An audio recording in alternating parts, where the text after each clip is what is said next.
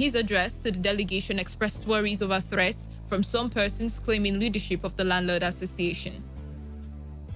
The chairman of the Nigerian Governors Forum and Governor of Ekiti State, Kayode Fayemi, says the security challenges in the country are beyond the Nigerian military. A statement quoted him as saying this during a visit to the governor, Babagana Zulum of Borno State, to condole with him and the people of Borno over an attack by the Boko Haram insurgents where over 40 farmers were slaughtered. Fayemi was accompanied by the governor of Sokoto and the vice chairman of the forum, Aminu Waziri Tambuwal, governor of Kebbi State, Atiku Bugodu, and that of Niger State, Abubakar Bello. The NGF chairman said soldiers are overwhelmed and needed support to tackle the security situation affecting many parts of the country: insurgency, banditry, kidnapping, and armed robbery. The governor also said governors are frustrated with the level of insecurity in the country. On the foreign scene, the United Nations says child trafficking has risen in Mali, with more being recruited by armed groups and forced to work in gold mines. The UN added that the situation is worsened by conflict, COVID-19, and deteriorating economic conditions. It said a network of humanitarian agencies that it leads documented 230 cases of child recruitment for the first half of the year, compared with 215 cases for the whole of 2019. The UN also found an estimated 6,000 children, disproportionately boys, working across 8 mine sites in the West African country. It noted that the children were exposed to the worst forms of child labor, economic exploitation, physical and sexual psychological abuse. And that was the news update on Today 95.1 FM. Do not forget to take responsibility, wash your hands frequently with soap and running water. Avoid touching your face and high contact surfaces to prevent the spread of coronavirus. Once again, good afternoon. I am Wealth Wilson. Thank you for listening. Do stay tuned as today's hustle continues shortly. Today's news, today's entertainment, today's sports, today's issues. Today on Today 95.1 FM, Port Harcourt. Talk radio. I listen to a lot of talk radio. 95.1 FM.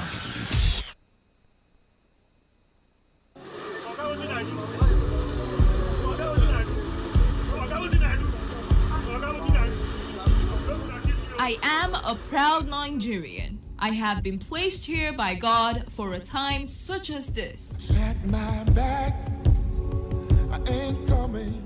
The degradation, challenges, and problems faced by Nigeria are the perfect backdrop for me to develop and utilize my God-given potential. I will not complain. I will not criticize. Rather, I will use my skills, gifts, relationships, and experience to find long-lasting and revolutionary solutions to the many challenges confronting Nigeria.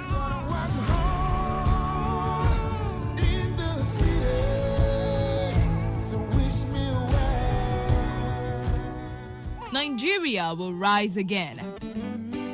Because I am here, I will leave this nation a better place than I met it. I will work to make Nigeria a praise on the earth.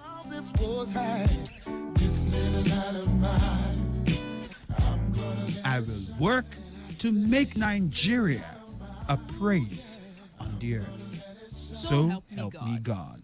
Let me tell you how I got this far. This message is brought to you by Today 95.1 FM, Voice of the People.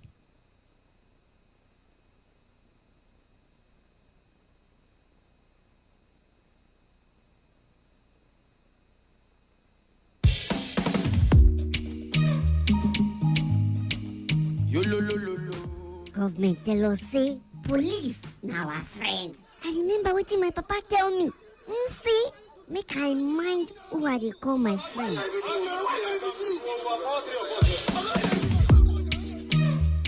Young lady, you're under arrest. Oga, for waiting now. What can I do? When you get to the station, you find out. Hey. Don't show, everybody don't jack out. I say I know they follow you go anywhere. Hey, you know they go anywhere. Go and ask about Officer Mark. You see, if I deal with you, nothing will happen. Nobody will question me. I will deal with you. Oga, leave my clothes now. Wait, you won't take care of me. Oga. Do you have 200,000? 200,000 for what now? Wetin I do where you want collect 200,000? If you get to the station, you pay more than that. 200k for waiting. I don't get that kind of money. I don't get that kind of money. Oga, remember, you were once like us before you got into force. You have brothers and sisters like us in this society. The law says protect lives and properties, but what do we see today? This life don't last forever. Please remember, we have just one life. Why can't we live for one another? Things will get better if you just hold my hand. This message is brought to you from Today 95.1 FM, Voice of the People.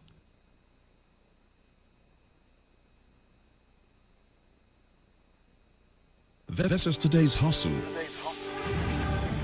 One show that embodies objectivity. We raise the bar in examining the good, the bad, the sordid, everything that has to do with society. In America, you buy a big house and you pay gradually for 30 years of your life. That is politics. In Nigeria, you carry out your salary and go and rent one room. Bad politics. Everything that has to do with you society. You must negotiate. If we don't negotiate, when a man is pushed to the wall, he bounces back with double levels. We have been pushed to the wall. The Hustle.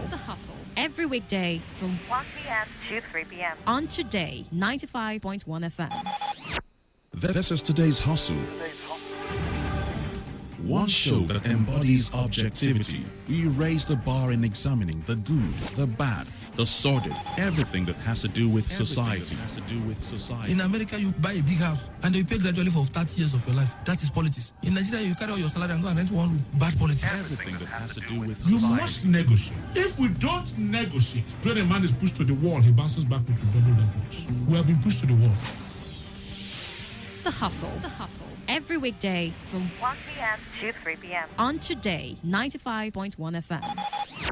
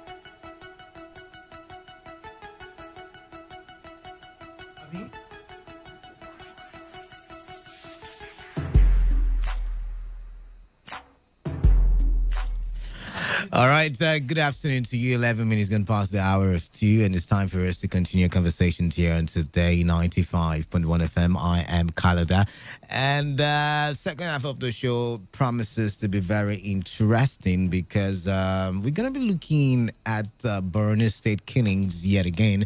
I mean, you remember the story where about 43 people were said to have been slaughtered by Boko Haram insurgents in a community in Borno State on Saturday, I believe it was.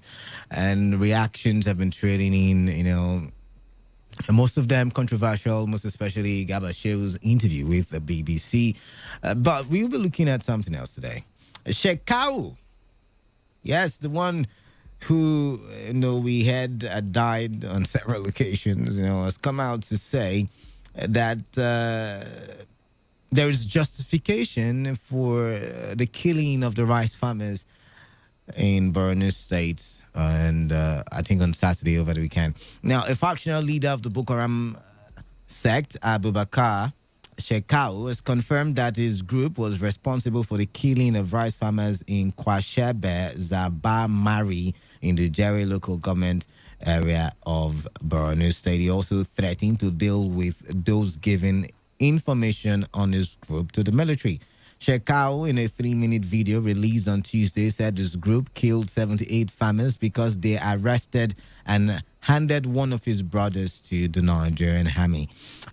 He warned that those arresting his members and giving out intelligence on the group's activities to the military would face the same fate if they did not desist from doing so. Now, the third message is on those who notoriously nab our brethren and hand them to the military or give them a clue on us. You should know that unless you repent, what happened to your people is awaiting you, he threatened. Meanwhile, the federal government has signed a protocol with China on provision of military assistance gratis to Nigeria at a brief ceremony held at the Ministry of Defense headquarters Abuja on Tuesday. The protocol was aimed at deepening bilateral military cooperation with the People's Republic of China in the fight against terrorism in the country.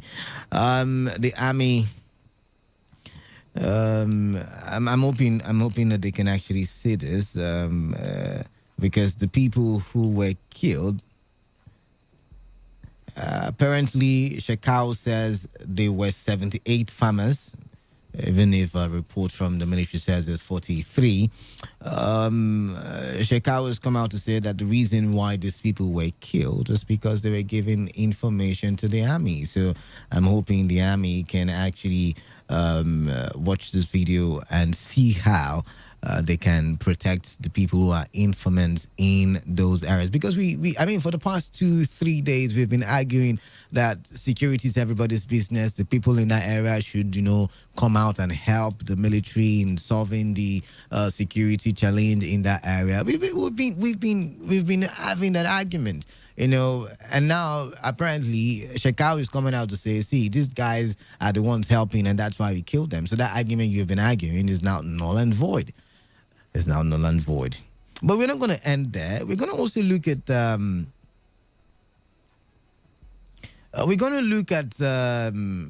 Borno massacre. That's the headline. Boko Haram mounts checkpoints, collects levies, and this is coming from the Senate reps as they invite Buhari. Now, I'm going to read from the Punch newspaper where it says the Senate on Tuesday again asked the President, Major General Muhammadu Buhari, retired, to sack the service chiefs over their failure to secure Nigerians. The upper chamber of the National Assembly, which said security situation had deteriorated to a level where Boko Haram mounted roadblocks in some parts of Borno State and collected levies from farmers. And collected levies, wealth is distracting me. And collected levies from farmers. Also asked the president to restructure the country's security architecture. Now, Tuesday's call for the service chiefs removal was deferred by the Senate. This is the third time the senators are asking the president to sack the service chiefs. Okay. The third time. I need to put emphasis on that. The third time. I may not be the last. Yeah, of course. But we're going to have an argument on that very one. Now, the latest call followed the motion by Senator Kashim Shettima on the recent killing of rice farmers in Borno State by the Boko Haram insurgents. Since Saturday, when the Boko Haram insurgents killed no fewer than 43 rice farmers in the state, service chiefs have come under attack by Nigerians who have demanded their removal. On Tuesday, the Senate again joined the call for the removal of the service chiefs. The upper chamber of the National Assembly also demanded a probe into the allegations of corruption leveled against some military leaders. They talk about saboteurs. And then the Red Chamber also stressed the need to urgently recruit 10,000 personnel into the Civilian Joint Task Force because they would know their areas. President of the Senate, Ahmad Lawan, who presided over the session, lamented the recent killing. Lawan said it is now important that the executive should implement the latest resolutions because they are not frivolous. And he said enough of excuses. Those who have nothing to offer in terms of securing the country should be shown the way out. The security of Nigerians should take the center stage. Time has come to find a solution. I'm going to go to the point where, it says... I'm going to go to Okay, yes. This is coming from Aline Dume. Aline Dume is still talking, by the way. He said, and I quote, soldiers are at the forefront of the operations and are sharing ammunition. They are not well kitted. Some of them don't even have helmets or bulletproof vests. They don't have new AK-47 rifles at the war front. Insurgents have started demanding levies to allow farmers into the farm. Now, and I'm thinking... Now, I think you should emphasize what Aline Dume says, where the soldiers are not well kitted. And then you ask yourself, how is that possible in a sovereign state? Because how they are not that possible? They're not well kitted. I mean, if you are not wearing dress, you're not wearing dress. The Sultan of Sokoto, again, if I quote, said that a lot of these people, these insurgents, come out into these communities with their guns and ammunitions unstopped, unchecked, unblocked. Now, Aline Dume is also re-emphasizing that point in another way. Aline Dume is not the only one. Remember Malafia? 3 people now saying the same thing. And by the way, you were not here when I was reading Shekau's statement, the one he did in the video. It said that there were 78 rice farmers. That is what he said. 78. We can't verify. We can verify, but that's what Shekau said.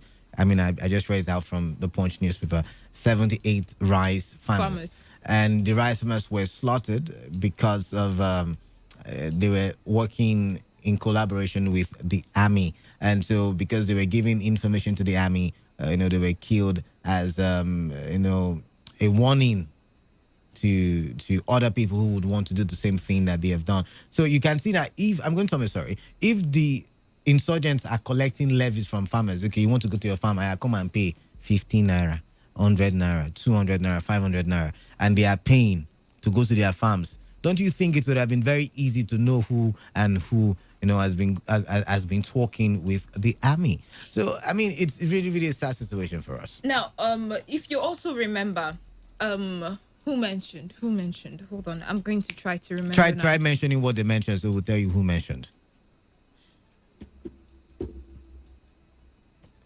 Just say what the person said. Oh, you can't remember what the person said too. Well, since I can't really remember who had said something like that, because I know I read up something like that, let's move on to talk about the fact that we have Shekau coming out to mention 78, right? 78 farmers, 78. According to his statistics. Now, the Sultan of Sokoto said that whatever we see on the media is underreporting.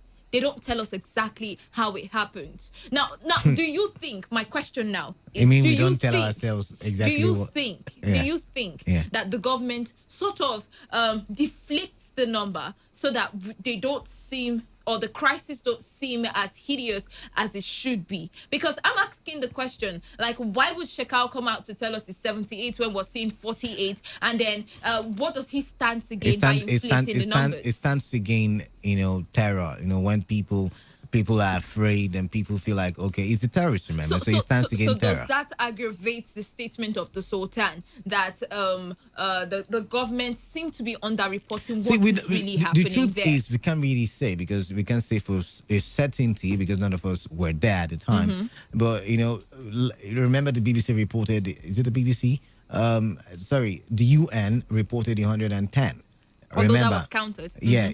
So the figures are here and there, and we can't really say for a certainty this is what happened. This is the number of people that died. But the truth is, people died in the numbers. That is what matters.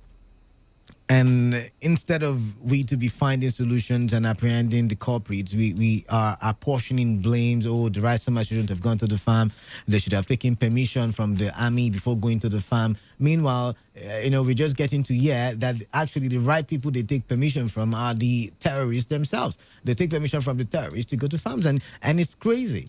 But, there's something that really, really did catch my attention, that caught my attention, and that is the fact that the report says this is the 3rd time that the Senate and the House of Reps are calling for the sack of the service chiefs, and yet nothing has been done. And I can quote the Senate president as saying that these resolutions are not frivolous. why can't they use their office, to shake the presidency? Maybe petition him like they have done, or even talk about impeachment, and maybe everybody will sit up. Now, here is something that really gets my attention. The fact that every time the Senate calls for the removal of the service chiefs has always been during an outburst like this. Like, there isn't an actual call for the removal of service chiefs without a news as disastrous as this particular one that we heard that happened in Borno State. So how do we make the presidency give us a better and clearer understanding as to why the service chiefs are not to be removed yet? Because that seems to be the question in the minds of a lot of Nigerians. I mean, everybody has been saying or clamoring for the removal of the service chiefs. And then what we get in the end of the day is the president coming out to state that it is purely his prerogative to be able to remove or retain his service chiefs. And we seem not to understand why exactly and what exactly the service chiefs are doing that seem to get the favor of the presidency. Now, if the Senate is pushing for the removal of the service chiefs, then the federal government, away from telling us that it is in his right, to remove or replace them, should also give them reasons why they should still be there and why he's still holding on to them. So are we really sincere with the fight of insecurity in the country? I mean, we're noticing different stories coming from different statesmen within the north, coming from the Sultan, coming from Malaifa, coming from what's his name? Is it Alain Dume? Alain Dume, and then not just him, some other state governors as well are coming out to say that, this problem of insurgents, we seem not to be doing right by the people. Fireme came out and said that the insecurity challenges is too big for the military to handle. What do you make of that statement? Well, I did read it in the updates, right? And, while I was reading it, I sort of understand from where he's coming from. We shouldn't leave the bulk of the work to our security agencies to handle. People should also cooperate with the security agencies. People who have been cooperating are the ones who were slaughtered. But then again, what is the government doing, cooperating with the security agencies? Because if they are, we wouldn't be hearing reports that they lack helmets, they lack ammunition and all of that. Who needs to do the cooperation now? The government. Like I said, if Gabashew recently came out and said that it is only the president that can sack the service chiefs and people should stop pressurizing him and all of that, that if he feels and deems them worthy of the office, then they will remain there until otherwise. If that be the case, like you mentioned, the Senate and the House of Reps, they only come out when, something of this nature has happened, and then they now sing the song of the sack the service chiefs. And after a while, they forget about so it. Why don't they go ahead? Because Gabashew was right. The responsibility falls on the table of the president. Let the president take the fall for it. Let the president be the one who carries the burden. And maybe, like I said, a warning, a threat of impeachment. Maybe he will sit up. Maybe things will be done differently. Here's the thing. Every time we get the report from the presidency that it is purely in his prerogative to choose or decide when or not to make do with the service chiefs, I do expect that while you're telling us that you would give us reasons or show us facts, that will prove that these people, while still in office, are doing just as much as they can. Because the people seem to be tired and in dire need of a change. The only option that we're positing right now is maybe let's see what will happen if we change the service chiefs. Let's see if fresh ideas can come out or fresh moves and operations that would seem to reduce or curtail the number of insecurity in the north. All right. Now talking about the service chiefs, I do hear that apart from the IGP, the other ones are due for retirement. The IGP is due for retirement next year, and maybe the call for them leaving office is valid. Maybe we need fresh minds, people who can use technology to combat terrorism, because if the argument was that Boko Haram has been technically defeated, and Boko Haram being technically defeated meant that the places where, according to some argumentators, the places where they had hoisted their flag have been taken back by the army. Why do we now see these guys going in daylight, collecting, what do you call it now, levies from farmers? From indigents of the communities. And when Malafia said he said he was stoking fire, because Malafia said that the army I mean, even with their presence, Boko Haram still goes out in broad daylight doing the activities that they were doing. Aline Dumia said it like you mentioned. Some of the person again, he said Sultano Sokoto. Yeah. I'm trying to remember. I think it was Baba Gana Zulum, the governor of Borno State, who had mentioned something in that light as well. But yet again, for me, I think that if the president is made to take the fall, maybe every other person will sit up. Maybe a threat, maybe a warning, maybe an ultimatum, maybe the Senate telling the president, if this is not done in 3 weeks or 3 months, this is what will happen. But is it even possible? Because we've seen, the senators and the House of Rep members going to bow before the executive. So is it even possible in the first place to put such pressure on the presidency? Because I mean, if Gabashew comes out and says it's only the president that can do this, is this right? And he has deemed them worthy, then maybe the president should take the fall for it. And I don't know. That's what I'm thinking. Well, in my head, right? If you keep defending the credibility of a group or persons, then you have to show beyond words that yes, if I don't say they should go, they won't go. Tell us why they should not go. Show us why they should not go, because the cries are getting even louder. I mean, it's not just the one person coming out to say that this is what is going on in the north. We have more people, and international eyes are gradually tilting towards this area. And then it looks like the problem, each time we say we're on it, seem not to be abating. It means that somebody somewhere is not telling the complete truth. All right, then.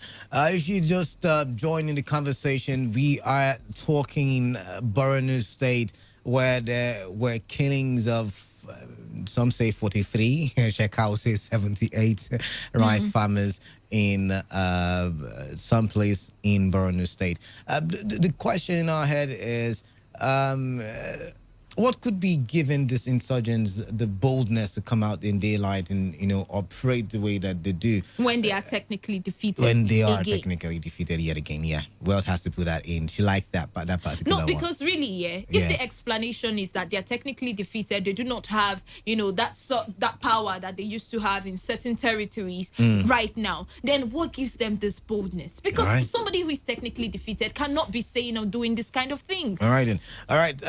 So we're going to open the phone lines.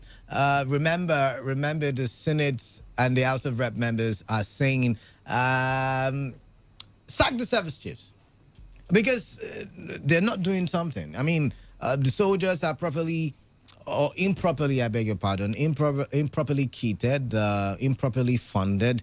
They don't have the required or requisite morale for battling Boko Haram, and the service chiefs must go. Gabashew is saying, no, the service chiefs must stay. It's only the president that can decide whether they should go or not. So when you look at all of this, what do you think? What's the way forward? Do you think the president should be the one to take the fall for it? How do we get this under control? People are dying in the numbers, by the way, so we need to act fast. Let's think together and please find a way to keep politics out of this. When I say keep politics, I mean let's not play I'm APC, so I'm supporting, I'm PDP, so I'm against. Let's just say it as it is. I think the best way we can get this is if people call in and give an outsider perspective of what's really going on. Exactly. Imagine you were in Nigerian and you hear all of this news, all of the stories that surround insurgents, banditry, and insecurity in the country. What would be your thoughts following everything that you've heard and seen? All right, then. Phone lines 0817-000-0951 and 0810-951-0951. Text messages to the number 0701-933-9960. Let's find out who we have here now. 95.1 FM. All right, lost that call. Let's try this one. What's happening to the phone lines now? All right, please, can the engineers come in? Okay, let's start with, do we have messages? Let's start with the message portal. Don't forget, you can send your text messages with regards to what we're talking about to the number 0701-9339-962. We'll be reading those shortly, and the calls should also be coming in as soon as we rectify whatever issues we have with the phone lines. We will be taking your calls, but straight now to what we have here. This one says, good day, Kalada and Wealth. I have a simple question. Why is the president still carrying the title of general before his name as president in a democracy? I think that the people are the Yeah, I ones think who call people it. are the ones just, and I think it was Punch Punch newspaper, yeah. Yeah. They're protesting. All right. If that's your question, Emmanuel, I think we've been able to get you Let's try an it for answer. once now. All right, keep your calls coming in. 95.1 FM, what's your name? Where are you calling in from? Canada. What's your name? Good day and well. Good afternoon. Good afternoon. This is Ivy. You're welcome. Welcome. Thank you. In Canada, let me tell you the best truth. Sakarao is the only person that can give us the actual number of farmers being killed in that town. No other person else. But Shakal can always inflate the numbers. and he was just not to there, make you by think the that way, he's because doing I very think well. if he was there, they would have arrested him. If they would have, I think. He is the Jew. He is the person who sent those messages to go for the execution. Do not forget that the Americans said it is 100. 110. 110. The military track. Now, Sakarau, who sent them? Shakau, who sent them, is the one telling us how many they were killed. Okay. Never forget that the governor said they are still in charge of some. Isn't it? After discovering those dead bodies, he said they are still in charge of some. All right. Okay. Now, the issue is, who is deceiving who? When Nigerians are calling for the service, for the heads of the service ship to be sacked, and the Garba Shehu, who was never elected by Nigerians, he's the one telling us that people who are agitating for the services to be sacked are willy willers. Who is deceiving who? Is the president sitting that as a rock? Is it the one Nigerians elected to protect life and property, or is not dedicating his function to so let me understand you now, Ivy. Are you saying that the president should take full responsibility for it? Is that what you are trying to say? Is that what you're driving at? The president who were elected to pilot the affairs of this country is the one supposed to tell us the reason why these services should not be sacked. All right. And the reason why these services will be sacked. Now, Nigerians have seen a need to sack the services. How will you tell me that farmers will still be paying technically defeated Boko Haram fees before they go to the farm? All right. Can Lai Mohammed hear this? We Nigerians were in a mess. And I pray that this will not continue. Because if it persists, I don't know where this country will go. This country will be in a doom. All right then. Please. All right. All right, thank you very much. Thank you very much there. Thank you very much, Ivy from Abua. Let's move on now to other calls. Keep your calls coming in 0817-000-0951. 95.1 FM, what's your name? Where are you calling in from? John from Port Harcourt. John from Port Harcourt, welcome. Yes. For me, you see, I've been hearing this call for the sack of service chiefs, both from the Senate and from Nigerians, you know. But I think all these are born out of emotion. Just like Wells said the other time. It's only when people are killed like this, you see, they will rush to the media and say, sack service chief. But have they asked the president and also the service chiefs their challenges? I heard Lai Mohammed did mention that they are having difficulties in getting some of these weapons, hardware from developed countries. They have refused to sell to us, and they give nasty excuses that they don't want to sell to Nigeria. And we are making do of the little we have to fight this insurgents. So you can see the problem is not entirely from the service chief. That's what I'm trying to point out here. What it means is that if you bring another person with the paucity of ammunition and weapons that they have, the same thing will still be happening. And will you say now sack those people too? People should look at this thing, from both angles. They should not talk out of emotions. Yes, what has happened is bad. I condemn it. And again, I will not agree to what Shakao is saying, because he's a bloody terrorist. All right. He cannot be telling us figures when he has killed our own people, and he will tell us figures, and our own people here will believe what Shakao is saying. That is rubbish. All right. He's a wicked man. How can you kill innocent people just because they gave information? And who is even sure that what he's saying is true? All right. Because the military is saying that those people did not even take permission from them before going into that farm. So, but Alain Dume is now saying that it is actually from, and remember, Alain Dume is a senator representing a constituency in Borno the one State. That just came out from prison? Alain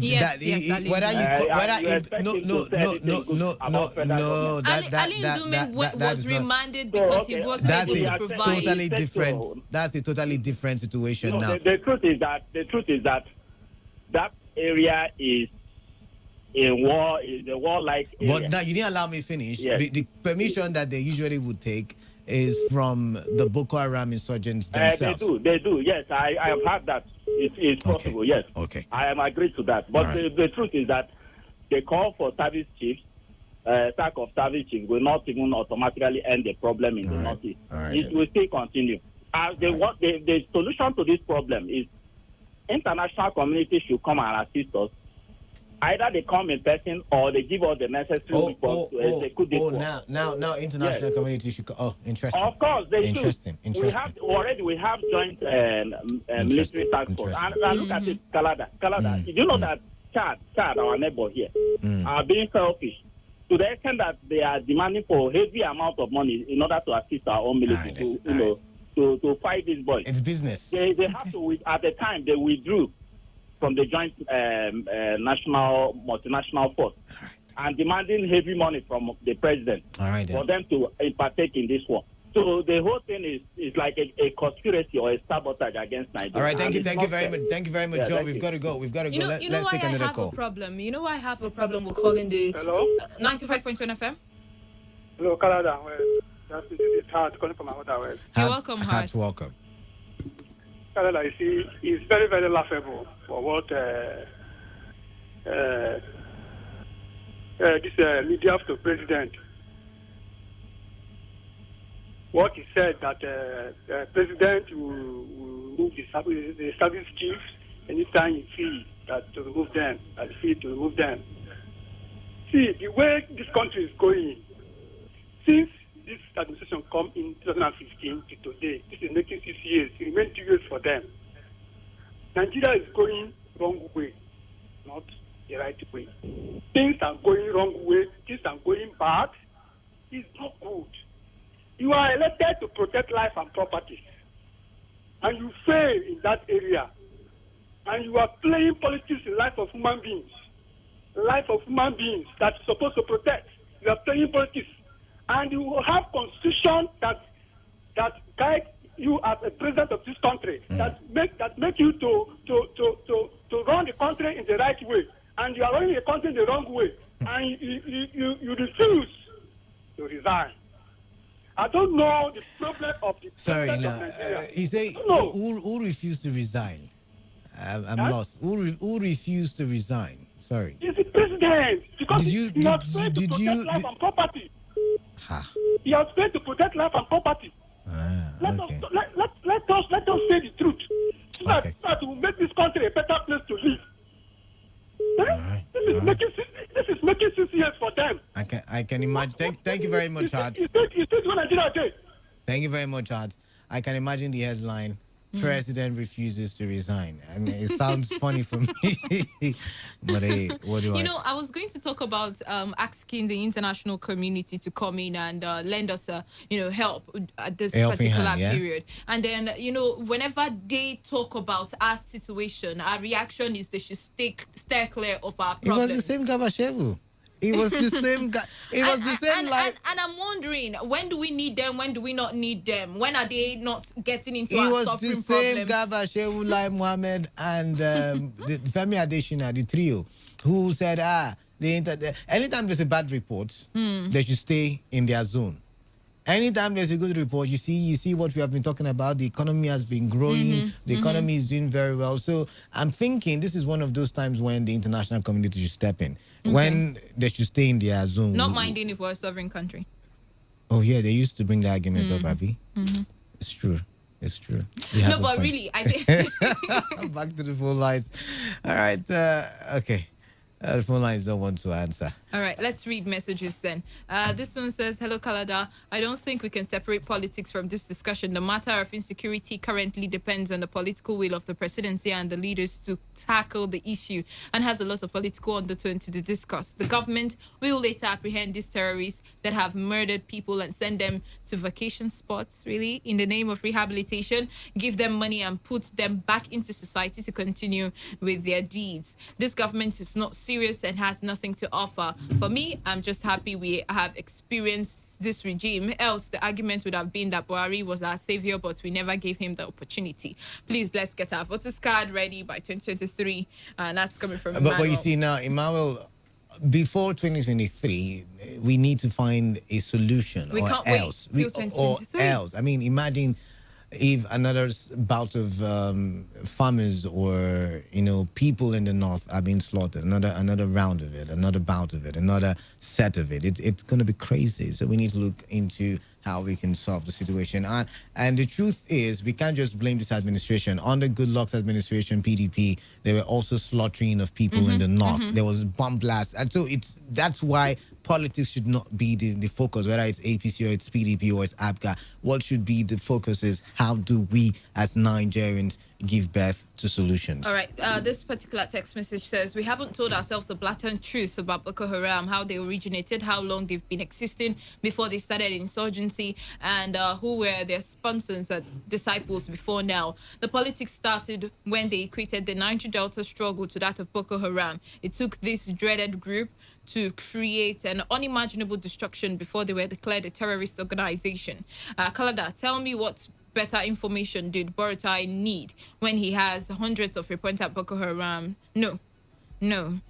They weren't inducted into the army, because that's what you're positing here. But then again, the other point he did make, which was or is the fact that, I mean, these guys have repented. Why can't we use them to get information and that access? That has been the question for a long time, and we seem not to be getting an answer.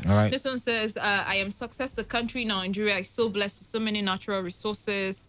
I'm thinking this is for the first half. All right, let's take some calls now. 95.1 FM. Lost that one. 95.1 FM. What's your name? Where are you calling in from? Kalada, this is Lost. Oh my, Lost from Yenegua. Lost from Yenegua. Welcome. Greeted. You know, Shekau said something. He said the reason for that attack was because intelligence was given by the locals and his brother was arrested, right? Yeah. Good. You see, that is what is lacking in this fight. We are dealing with terrorists. Osama bin Laden that we are talking about, he committed that crime in 2001. That's when he was arrested, he was captured. You understand? 14, 15 years after. Right. And where was he captured? In Pakistan. Not even by the Pakistan government. No, by the locals. Credible information from the locals to the American Special Forces that led to, you understand, the capturing of Osama bin Laden. Now, the locals are so afraid. Look at what has happened to them. How many people can now come forward with credible information? How many people? So government should think of getting these locals, give them protection and all that for them to speak. Right now, none of them will sing again. All right. That is what is here. None of them will sing again. Because they are the only people. It's just like Emoa. When East-West Road, you cannot ply it and all that from those communities and all that. Information was coming from the community members. But because government was also not serious, until Oscar came, it was thriving. So for me, that is what it's like. It's not firepower. It's not guns. It's not, because they themselves, they know when they come, they know when they leave. It is only the locals that can tell you that. So that for me is what it's like. Let us make no mistake. This is Nigeria. We must put all hands must be on deck. It is not a one-man thing if we want this country, because from where I see it, each time Boko Haram succeed in doing something, most Nigerians are happy. I wonder why. Maybe what I meant because of Buhari. It is the politics. It is the politics. Yeah, that's what I'm saying. Now, when it comes to see, that's what I was saying yesterday when somebody said, not on American soil. In Las Vegas, you understand, that's May 2017. 50 people were killed in New York. But that was not a terrorist attack. It was a terrorist attack. What group? That was that's what there's a difference between. It's a group. No, don't say it is not a terrorist. Donald Trump terrorist attack was New York and Las Vegas. What are you saying it's not a terrorist attack? What terrorist group did the attack? That's why I said go and research it yesterday. And you did not research it. It's all right. Let's move on. Nobody was killed on American side. I did not say so. Two different things. We said they don't have terrorist groups. You said not on American soil. Yes, that's what I said. Hoisting flags on American. Under Donald Trump, two serious terrorist attacks happened. You understand? Anyways, move on now. The Islamic Jihad made a claim that they carried out attack. All right then. All right. So what I am saying is that when it comes to terrorism, it is not about bringing firepower, bringing this, bringing that. It is simple intelligence from the locals, those that are living there. Those are the people that can give the credible information that can lead to the threat and the end of Boko Haram. Thank you. All right, thank you very much for calling in. 95.1 FM. What's your name? Where are you calling? Hi, Canada. Yes. Mike. This is who? Mike, Ada George. Mike from Ada George, welcome. Okay, the truth is that all these stories about Nigeria, there seems to be a conspiracy. Because if we remember clearly, sometime during the past regime, America opted to help. Yeah. Was said in the news that they could handle it, that they should leave it. Yeah, true. Or rather, there was some other news again saying that we told the American government is suspecting that this is a ploy, that Boko Haram is an internal problem propagated by Nigeria. Now that the people are being emotional, saying sack the service chiefs and all this, I suspect that this is also a media frenzy. Okay. Just to move, shift focus. Because you can't say sack the service chiefs because they don't know what they are doing. You can't say sack Buhari because he does not know what he's doing. Because, number one, to be a president, you don't be a president on your own. They don't operate on their own. They have people who make all this possible. So the problem is that Nigerians are beginning to, they are not politically inclined. They just think with their emotions. If they can actually understand that it's not an individual problem, it's a general problem, this whole carcass needs to be taken out so that the right things can be done. Because saying sack this person or sack this or this problem, they all know this problem. This problem is a blind man can see this problem, just like that techno song. That there's this song. They see the bad road, but they just pretend because they are all okay. All right, thank you. No, I'm listening to you. I was trying to remember the techno song we that's how I was shouting. Yeah, I've forgotten. Let's go on. The song hits deep. Yeah, the song hits real deep because it's actually what is happening currently in Nigeria. Like I was in a taxi sometime last week, and a northern guy made a comment. He said that, do you know that this Boko Haram thing that they are saying, they are after they take them to to whatever, and they clean them up, they bring them back. You know, that is the same thing that the Southerners do with this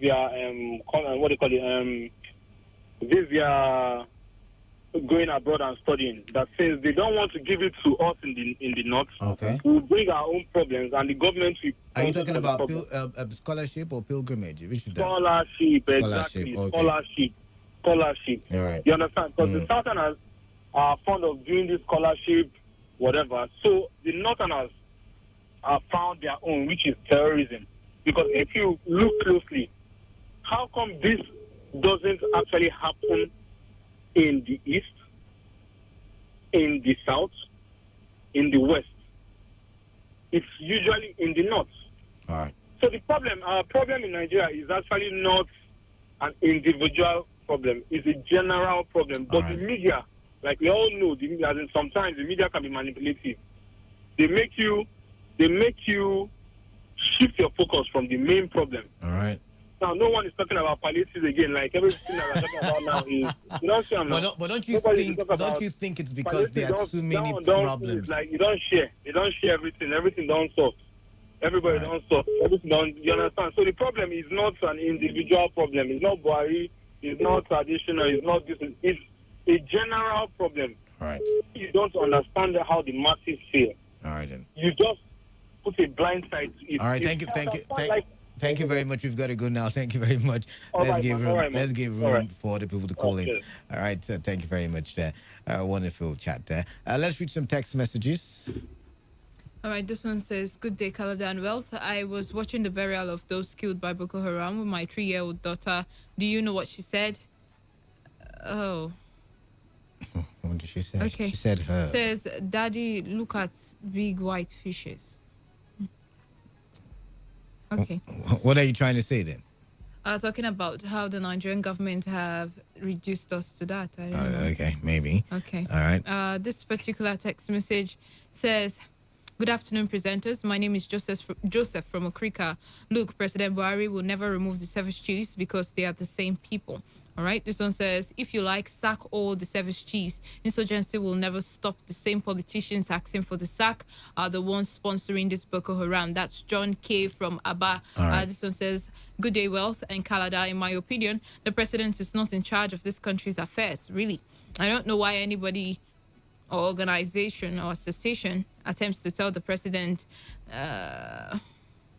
Okay. So says, "America, if you love God, come and save Nigeria from poverty and more killings. If not, we will perish one day." Really? Okay. KM Host 4 says, "Calada, who is selling arms to the terrorists? Look, Nigeria has the weapon to defeat terrorists. Please, the politics in North should be played in favor of Northerners and not the elites in the North." Okay. Says, "Chief of Army Staff, North. IG, North. Chief of Air Staff, North. Minister of Defense, North. NSA, North. Secretary Chief of to the Naval government." Staff, Inco. He's just listen. He's kept Chief of Naval Staff. Why did you skip Chief of Naval Staff? It says Chief of Staff, North. Chief of Justice, EFCC. Senate President, North. Heads of DMI, DSS, NIA, MPS, NCF, etc. These are the key positions, and yet the life of people in the area are not protected. They should quit playing prance with Nigerians. He says, according to him, from Prince Chinonso. This one says, "Caladam, success. We should leave sentiment in this matter and say the truth. Whether senators want the president to sack the service chiefs or not, the case still remains that the president and senators are working hand in hand together for the development of this country and to fight insecurity. The service chiefs are on their own, whether they..." All right, the phone lines out it again. Okay. 95.1 FM. Hello, Mr. Calada. How lady you are? Mr. Sam. Hello, Mr. Calada. Mr. Sam, welcome. You people, you don't want to answer me. We say good afternoon. Good afternoon to you. Okay, good afternoon, Mr. Sam. Welcome on the show. Is that how you wanted me to say it? Thank you, Reverend Father Calada. Yeah. All right, welcome. Reverend Father, your anointing should be at work.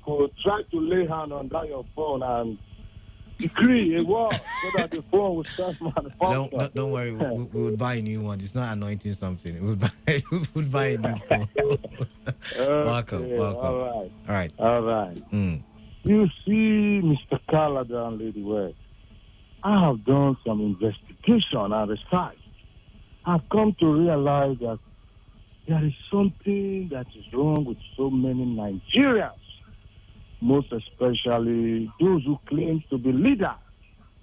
You see, when I hear the House of Rep or House of Assembly members saying the president should present himself before them and start the service chief, I come to realize that something must be wrong with this man. In the sense that these are House of Assembly members who not even one day they have gone to their constituency and represent or show themselves to the people and know what the people are going through, but here they are calling the president. This has House of Assembly member whereby some of their members who went outside the country, I think last or 2 years ago, and they were accused of raping some white women, and they cover up everything. What did you say? That accuse? There is no proof to that effect. Accuse. You don't want to know because they deny it. They keep denying things, but we know all those things happened real. You can't say they happened real when you. I mean, think about it. Canada, you see, we are not children. Mm-hmm. When there is happenings and people are giving their testimony of the story, you get to know. And the way the American government later came up to cover up the whole thing, you understand that this meant they perpetrate that act. But they just choose to cover the shame based on diplomatic whatsoever relation. And this man, nobody called for their sack. We saw how Taraki was misbehaving. Nobody called for their sack. Yet again, those are two different things. Like I said, two different things. Round up because we have to go now. Round up. Let me come to the point now. These are service chiefs who we knew very well that here in the country there was bomb blasts here and here in Abuja. Nobody can even sit in that Eagle Square or move around freely. There was bomb scare all over the country. But these are savages who came within some few months. They stopped all this menace. And all we come out to do now is to say, let them sack them. All right, then. Let them sack them. Maybe they have not even one day come out with any idea on how they should take up the fight. All they come up is to let them. All right, thank you very much, Mr. Sam. We've got to go. Mr. Sam, we've got to go. Talking on radio what they don't know. Thank you very much. Mr. Kalada, the president can answer to none of those House of Assembly members. Interesting. Go and sit down. Interesting. Yeah. All right. When they can impeach him. Remember that. Reliance, since they are talking about sacking of service chiefs, should Zinedine Zidane be sacked? I mean, I know he has conquered the UEFA Champions League. He has conquered everything conquerable. Should he be sacked then? Well, he lost yesterday. He lost, but to the Nets. It doesn't mean that he's not going to qualify for the next level. Would he qualify? It's left to be said. I mean, they are playing Borussia. Yes, so that would mean that Borussia is on 8 points. Borussia will want to qualify as well. That group is quite open. Even Inter Milan will want to qualify. So we want to beat Shakhtar Donetsk. It's a must. We should sack the service chiefs.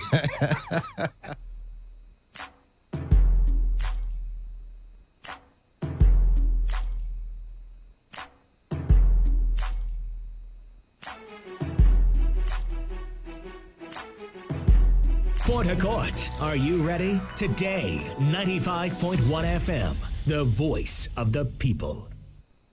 Radio has never been this good. Today, 95.1 FM, Port Harcourt. Sunshine or rain, through every terrain. Everywhere I turn, it's football, football. There's your fairy tale. So why not join in the action, intrigues, excitement, and fun? Just doesn't get better than this. Many stars have continued to shine with every ace, every race, every break, and every other sports there is. Incredible stuff. On today's Sports Live, reaching you from your premium news, talk, and sports radio station, Today 95.1 FM Port Harcourt. That sounds like so much fun. Weekdays after the news at 3. It's interactive, it's engaging, and don't forget, your voice is priority.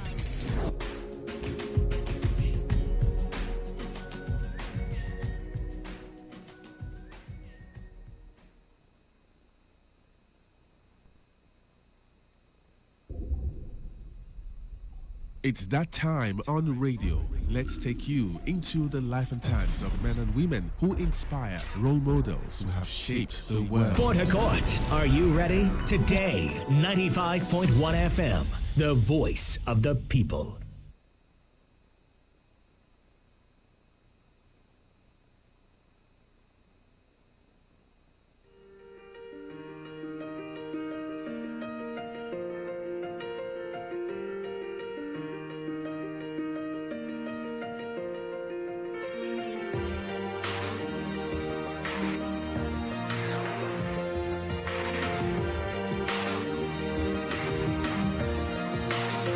Hello, my name is Kanu Wanko, aka Papilo.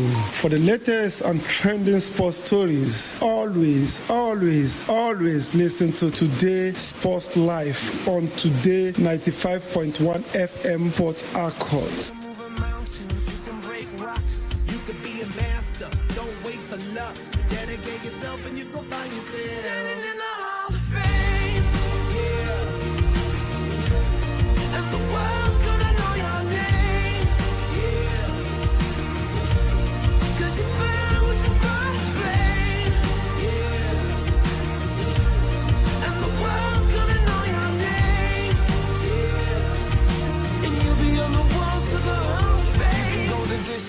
You can run the mile, you can walk straight through hell with a smile. You could be the hero, you can get the gold. Breaking all the records, they thought never. My name is Gianni Infantino, FIFA president. For the best of sports, always listen to Today Sports Live on Today 95.1 FM Port Harcourt.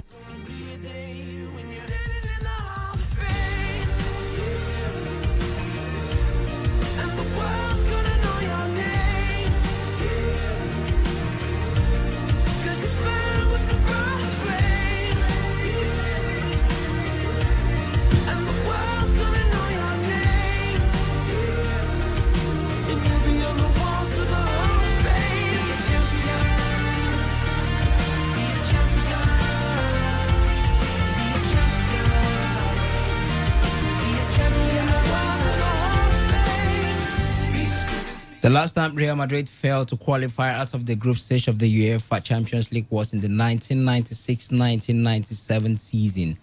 And that is because that season, Real Madrid did not participate in any European competition due to the previous season lowest position finish. And that was about 19 years before that time. And right now, elimination from the group stages of the UEFA Champions League stares them in the face once again after Shakhtar Donetsk handed them that back-to-back defeat in the group stages of the UEFA Champions League. And now the big question is, will Real Madrid qualify out of the group stages of the UEFA Champions League this season? Well, Patoranki says, nobody will no fit to make them. Nobody will no fit to make them. Nobody will no fit to make them. Nobody will no fit to make them, brother. We asked the big question, will Real Madrid qualify out of the group stages of this season's UEFA Champions League? It's left to be seen.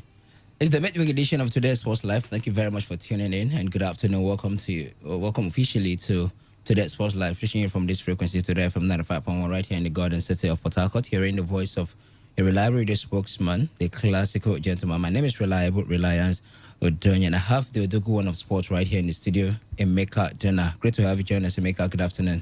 Reliance, good afternoon to you. Good afternoon to our listeners out there. It's a pleasure to be here, back on your radio with lots of football and sporting stories to discuss. The Chief Justice of Sports, who might want to do justice to Zinedine Zidane's reign as the coach of Real Madrid, is also here. Chidubem Joko is his name. Great to have you join us, man. Yeah, very good to be here. Good afternoon, Reliance. Good afternoon, listeners out there. It's a good time to talk sports, the midweek edition, like we call it. Welcome. Always a good time to discuss sport. And we also recognize you on the other side of the divide. Thank you very much for tuning in once again. Recall that you could do all to join us on the show by texting us via our SMS and WhatsApp portal, which is double at 0701 933 9962. 0701 933 9962. On Twitter, we are at Today FM 951. At Today FM 951. That's official Twitter handle. You can tweet at me as Reliable Reliant. Also follow those handles. Emeka's handle is at Dena. Emeka. Chidubem's handle is at Chidubem _CJN. Dubem _CJN. That's the new handle, right? Yeah, it is. No wonder I couldn't get it. Okay, Dubem _CJN. That's his new handle. He had issues with his previous handle and had to open a new one. So you can follow us for more exciting stories and more exciting discussion out of the radio. Once again, welcome to the show. Let's start the show from the NBBF because we understand that they are making plans. That's the Nigeria Basketball Federation are making plans to consider 70 men and 70 women to come them ahead of the Olympics. It was the vice president who revealed this to newsmen yesterday that the federation is trying to ensure that the coaches have enough time and room to look at all the players properly before deciding on the chosen ones. You know, they're going to be inviting 70 men to test them, open like a camp for them for the ones that will make the sports for Olympics next year, and also 70 women. I want to believe that's for the D Tigers as well as the Tigress. The vice chairman said the Olympics camp will be opened by next year at different centers around the world, including Europe, America, and Nigeria, to enable players to have easy access to the camp when the coaches need them. The coaches have already penciled down 70 men and 70 women players that will be screened for the Olympics. You understand that only 12 players will make it to the championship out of the 70 players in each team. So the coaches are saddled with the responsibility to pick the very best players that are of Nigerian heritage from anywhere in the world. 70 women for the D Tigress and 70 men for the D Tigers. But in the end, it's just 12 that will be picked. What a preparation, Chidubem Joko. Yeah, what a preparation, as you said. It's something that ordinarily should be of the delight of anybody. The NBBF has been recording some quite enormous results in recent times, especially from the Tigers' perspective. Even the Tigers have had step-ups, and there are talks about even poaching some of those big names you hear in the NBA. Talk of Abama Adebayo these days, trying to woo him to come into our ranks. But come on, it's been progressive, if you must put it that way, especially from the national team's point of view. Now, the local league would be another debate altogether, but come on, from the national team's point of view, you could say we've made some level of progress in the past few years. And this one is a good one because the Olympics would be upon us just in a matter of months, and we need to start preparing for that one. It shouldn't be a fire brigade something. So 70 players, good and fine, but we know they are going to be cut down at some point to the normal numbers we would expect. Required, but the floor is open to any and everybody. That's a good thing. So we can have a myriad of players coming, and then who says we can't pick somebody who you're not expecting to see in the final squad there? So that's the beauty of it all. That's what we clamor for. Let it be an open floor. Let people come in, those who you think can make their shots, and try and sample as many people as possible, so that when you pick, you know you're picking the best from the rest. All right, Reliance, I'm looking at, for instance, we have the Super Eagles going to the World Cup.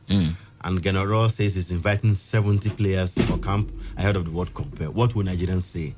It's not like we don't have a team already on ground there. Yeah. The Tigers have got the team. They just recently concluded the first phase of qualification for the FIBA 2021 Afrobasket competition in Rwanda. Yeah. The same team at the last Afrobasket, they were runners-up to Tunisia.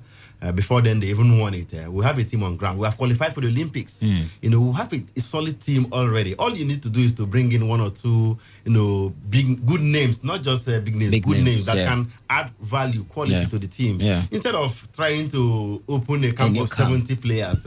Now, look at the Tigress, for instance. They are Africa's number one. They're about, in the top 20 in the world, too. If you look at the rankings. They are the reigning champions. They go to the World Cup quarterfinals. You don't want to overhaul that team. The bulk of that team that recorded the success are still there. They are there, are real owners of this world. What's her name? The lady usually on social media. What's her name now? The one that is usually tweeting all the time. Lots of them. The quality side. All you need to do is to see if there are a few other names. In the NBA, in the WNBA, in other leagues that are capable of adding quality to the team, instead of throwing it open ahead of the Olympics. The Olympics is less than a year away from now in Tokyo, Japan. Just about and some with months. the kind of team we have, I don't think it's time for us to begin to overhaul it completely. It's not like the Golden Eagles where they are starting on a fresh note, or Ladamboso's Flying Eagles that are starting on a fresh note. You want to throw it open, 1,000 players come and jostle for position because you don't know anything about anybody in the team. But that is not the case for the Tigress and the Tigers. So I think that wouldn't be a very good way to go about fishing for players. It's not like we don't have a team for both sides. I think we should stick to what we have and maybe look at some other quality names that can add value to the team. Now look at what happened in Rwanda. You know, initially, how many players did they invite for camping? I think about 40 players or so. Yeah, 44 if I'm not mistaken. I don't know, they only 12 made the cut. What happened to the others? Now, you are even making it 70. You know, from 70, you will pay flight tickets for all of them. Yes, because you're the one inviting them. You're going to pay flight tickets for them, all of them. You know, you accommodate them, you know, after in different training. part of the world. Yes, exactly. At the end of the day, you know, you decamp them, you know, those of them that will not make it, 58 will not make it. Only 12 will eventually make it. Now, that's why the MBBF are telling us that they need 4 billion naira to prepare for next year's Olympics. That's amazing. The budget is bogus. That's because, you know, they want to invite 70 players from different parts of the world for, you know, the Tigers and also 70 for the Tigers. That is not the way to go. I don't agree with that one.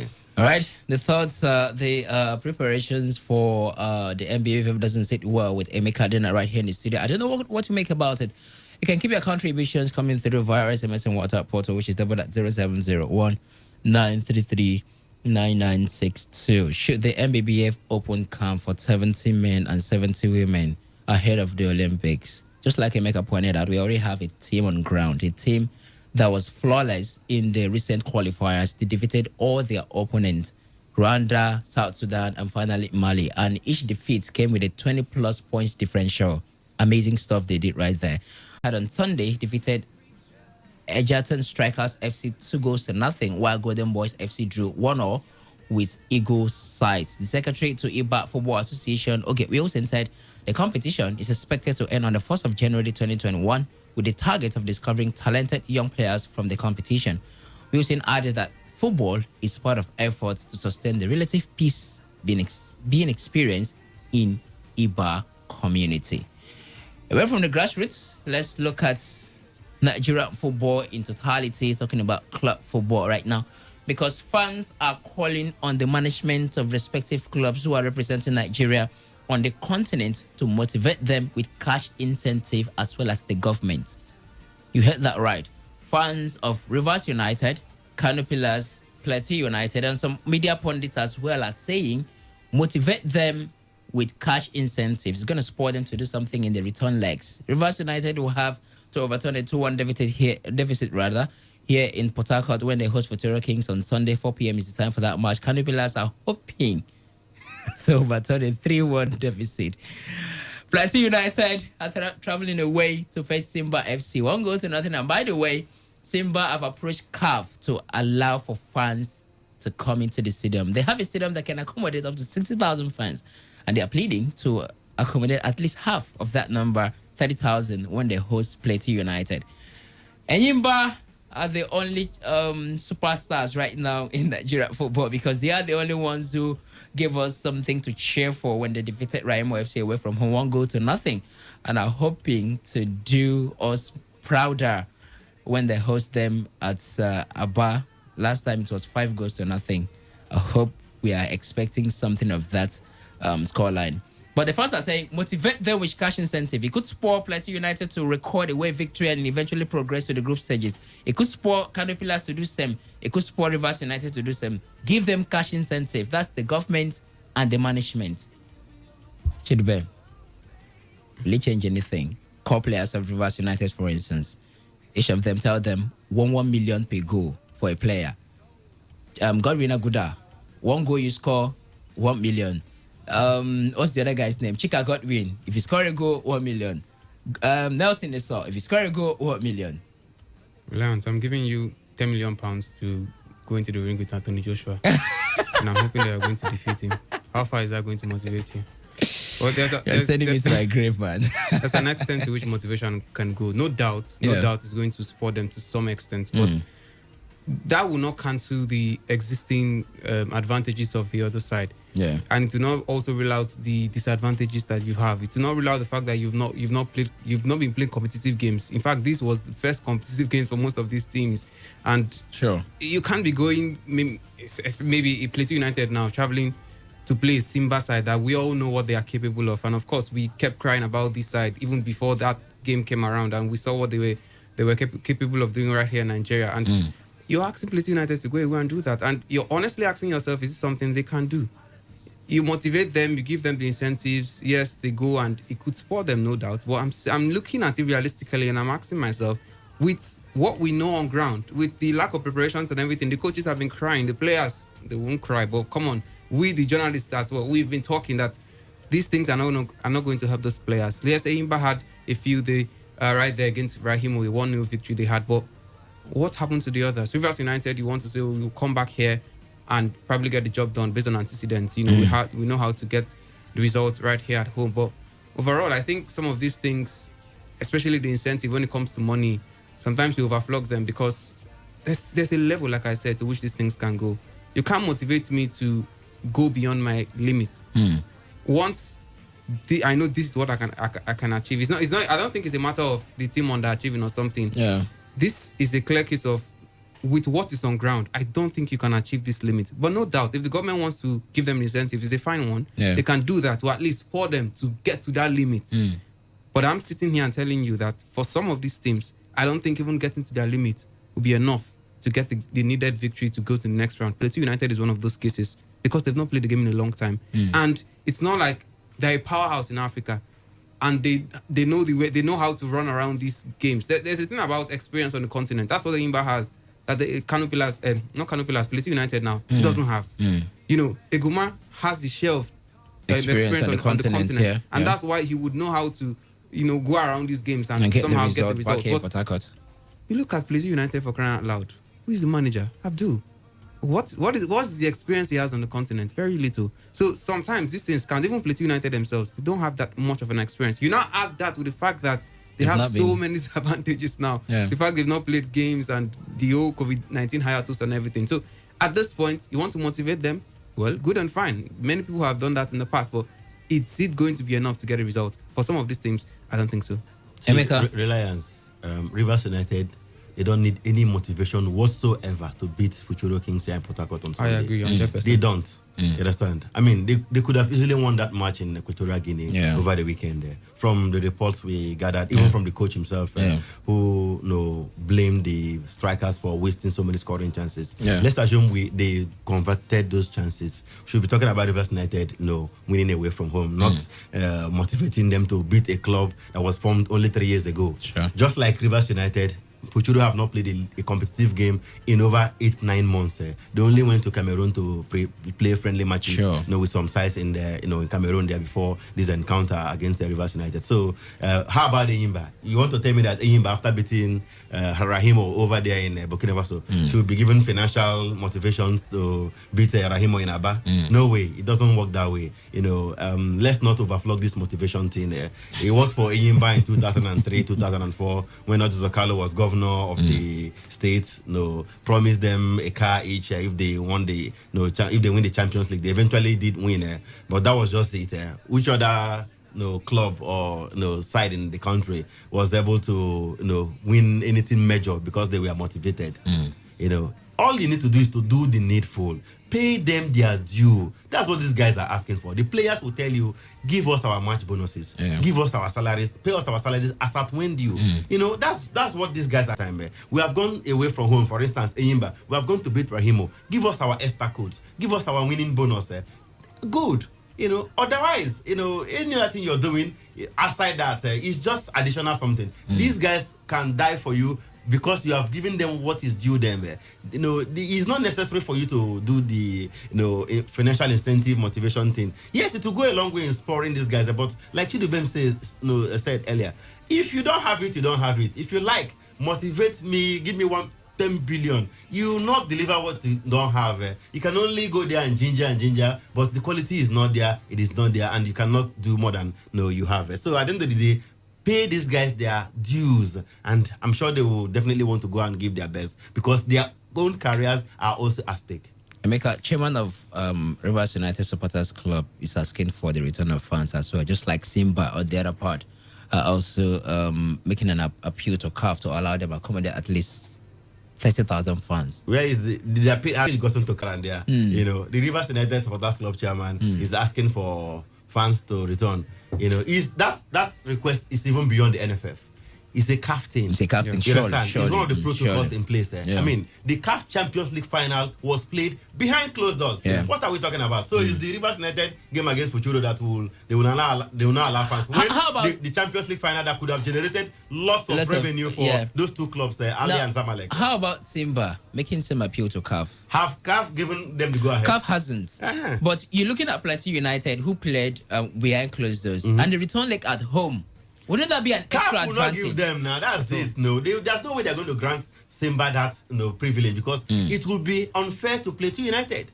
Sure. You know, I mean, and the game is about fair play. You know, we played in Jos, no fans. Behind So why closed would doors, we play in Tanzania, in Dar es Salaam with fans? It gives you the advantage. Simba thrives with the motivation of the fans, if you know the club very well. Yeah. You know, their ground is massive when the fans are there. So at the end of the day, I don't see CAF granting them that request. You know, for the Rivers United Sports Supporters Club chairman,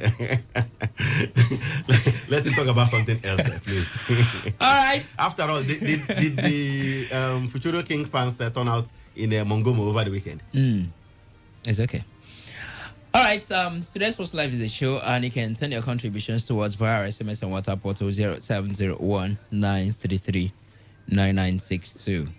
NBBF are proposing, or they've already penciled down, that's the Nigeria Basketball Federation, have already penciled down 70 men and 70 women to be invited into an open camp in preparations of the 2021 Olympics in Tokyo. And we are asking, would this change anything? Would it change the success, the level of success they will record when they finally appear in the Olympics? And how about the already teams we have on ground, the D Tigers and the D Tigers? 0817 0000951 and 0810 9510 951. Those are the phone numbers to call. Cash incentive from the management of respective clubs, the 4 clubs representing Nigeria on the continent, and also from the government. Will it change anything? For Rivers United, for Kano Pillars, for Plateau United, and for Enyimba. Well, already Enyimba are in touching distance of qualifying to the group stage because they recorded a vital win away from home. But what will CAF incentive do for Plateau United, for Kano Pillars, for Rivers United? What this means, what they are suggesting is, you can promise them if you score a goal, you have 4 million naira. For if you win, you get 10 million naira. And if you gain, if you win, you get, that's what they're saying. Let's get to the phone lines. 95.1. All right. We lost that one. Keep it coming. 0817 000 0951 and 0810 9510 951. Back to the phone lines we go. You can be the best. You can be the King Kong banging on your chest. You can beat the world. You can beat the war. You can talk the guy, go banging on his door. You can throw your hands up. You can beat the clock. Yeah. You can move a mountain. You can break rocks. You can be a master. Don't wait for luck. Dedicate yourself and you go find yourself. Standing in the Hall of Fame. Yeah. And the world's gonna know your name. Yeah. 'Cause you burn with the brightest flame. Yeah. And the world's gonna know your name. Yeah. And you'll be on the wall to the Hall of Fame. You can go the distance, you can run the mile. You can walk straight through hell with a smile. You could be the hero, you could get the gold. Breaking all the records you thought never could be broke. Yeah, do it for your people, do it for your pride. Are you ever gonna know if you never even try? Do it for your country, do it for your name. 'Cause there's gonna be a day when you. All right, back to the phone lines. 95.1. Reliant, you like music too much. You use music to always express. But it's good. Lawson from Yenogua. Yeah, so I like the way you combine the music with the analysis. Thank you, Lawson. Let's hear you. It's a skill, yes. I love it, seriously. Emeka, he said he's the Odogu of sports. Let him not forget that Odogu, it is 1,000 Odogu sprays. So let him not forget that, so that when we meet, I want him to spray me that one. When you meet, Lawson, this your when you meet. Anyways, let's go ahead. Yes, Reliance, seriously, just as Emeka said, all these win, score 1 goal, 10,000, score 2 goals, they don't need that. Give them their due. See, people don't understand what the former Abia State governor did. He didn't just, when we say he brought organization, I don't think anybody, any governor has brought that kind of organization to a club in Nigeria. That's why he succeeded. He brought good players, he paid them well, they get their money regularly and all that. So the players are not thinking of anything but to play football. You understand? So yeah, we even have stories where Nigerians are eating banana to go and play ball. Continental games. You understand? So for me, all these things is absolute nonsense. We don't need it. Take them well, think organization, provide everything for the club, and I can tell you we will see, it is the problem has not been the players. The problem has always been organization. We don't have it.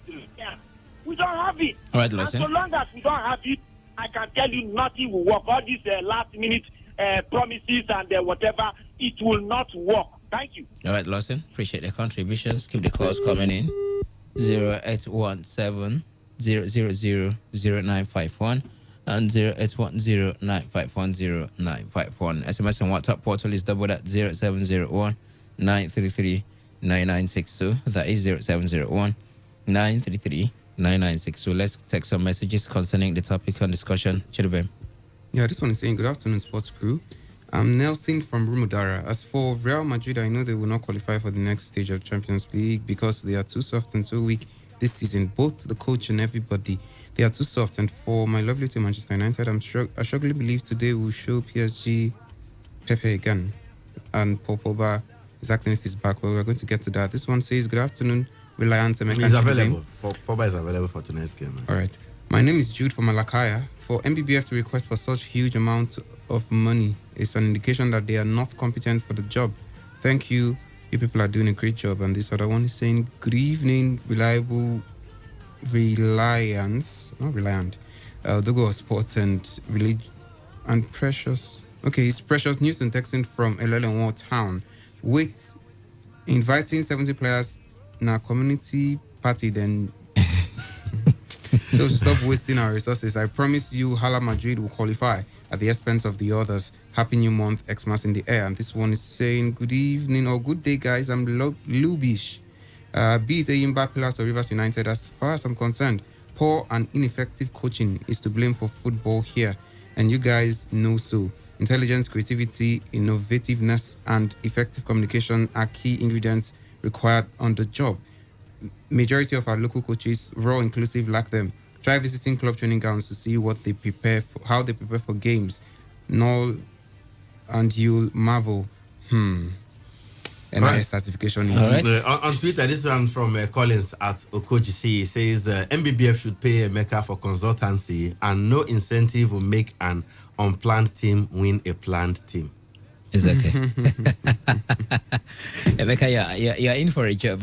All right, still on the text message platform. This one is saying, I don't know whether some persons have children that listen to radio and heard what their parents comment. Okay. That's something up for us. Scoring allowance. Okay. All right, let's take this call. Good evening. Good afternoon. I beg your pardon. Faith. Yes, good afternoon to you. Let's hear you. Yes, good afternoon to your colleagues. Thank you. About the idea of bringing 70 male and female basketball players, I don't know, but I don't think that idea is actually wise. Unless, yes, I don't know, but how will you think of bringing? I mean, that suggestion, I think is ludicrous because our big Tigers, I think they are doing well, although not, even if it's not as much as you might. Wait, I can tell you for sure that those girls are doing well. Okay, then what again? Why are we looking for 70 players for each? That's 140. Yeah, in total. Too much. Thank you. All right, Fred, appreciate you. Thank you very much for dropping by both on the show. Tigers and the Tigress will not win a medal at the Olympics. Emeka, don't be I can put my money on that. Don't be a prophet of doom. No, it's Emeka, not don't being be a prophet of doom. You know, look at the records now. I mean, look at the teams that are going to come up against at the Olympics. Wait until Bam Adebayo joins us. All right. 95.1, your name and location. Yeah, Reliance, good afternoon. Good afternoon, my brother. What's your name? My name is Elder from Uboba, Port Harcourt. Let's hear you, Elder. Yeah, regarding the 17 men and women, that has been called for. Not yet called, but penciled down to be called. Okay, pencil down. Okay. The truth is that I don't know the mind of the NBBS, but to me, our sport should be run as a business. Okay. So apart from the 12, the rest, it could also be the part of the program of the NBBS to even connect some of these our basketball players to different parts of the world. So if they have this 70-70, and they did not even make the 12. Yes, some of them can, be connected to some other clubs, big clubs in Asia, Europe, and America, like that. That's the way I'm looking at it. So I don't know the mind of the NBBF. Jeddah and his people. Okay. So, but to me, the number is okay if they are going to run it as a business. All right. Thank you very much, Elder, for dropping by on the show. I wonder the kind of business they'll be doing because they're looking at inviting players, not just Nigerian players now, not just basketballers from Nigeria. They'll be inviting others from other countries of the world, and they won't be camping all of them in Nigeria. They're looking at camping them in different countries, Nigeria inclusive, in Europe, just to make it easy for them to assess their camp. So at that point, I really wonder the kind of business they could possibly be doing. But let's switch attentions to what went down last night. That's the UEFA Champions League.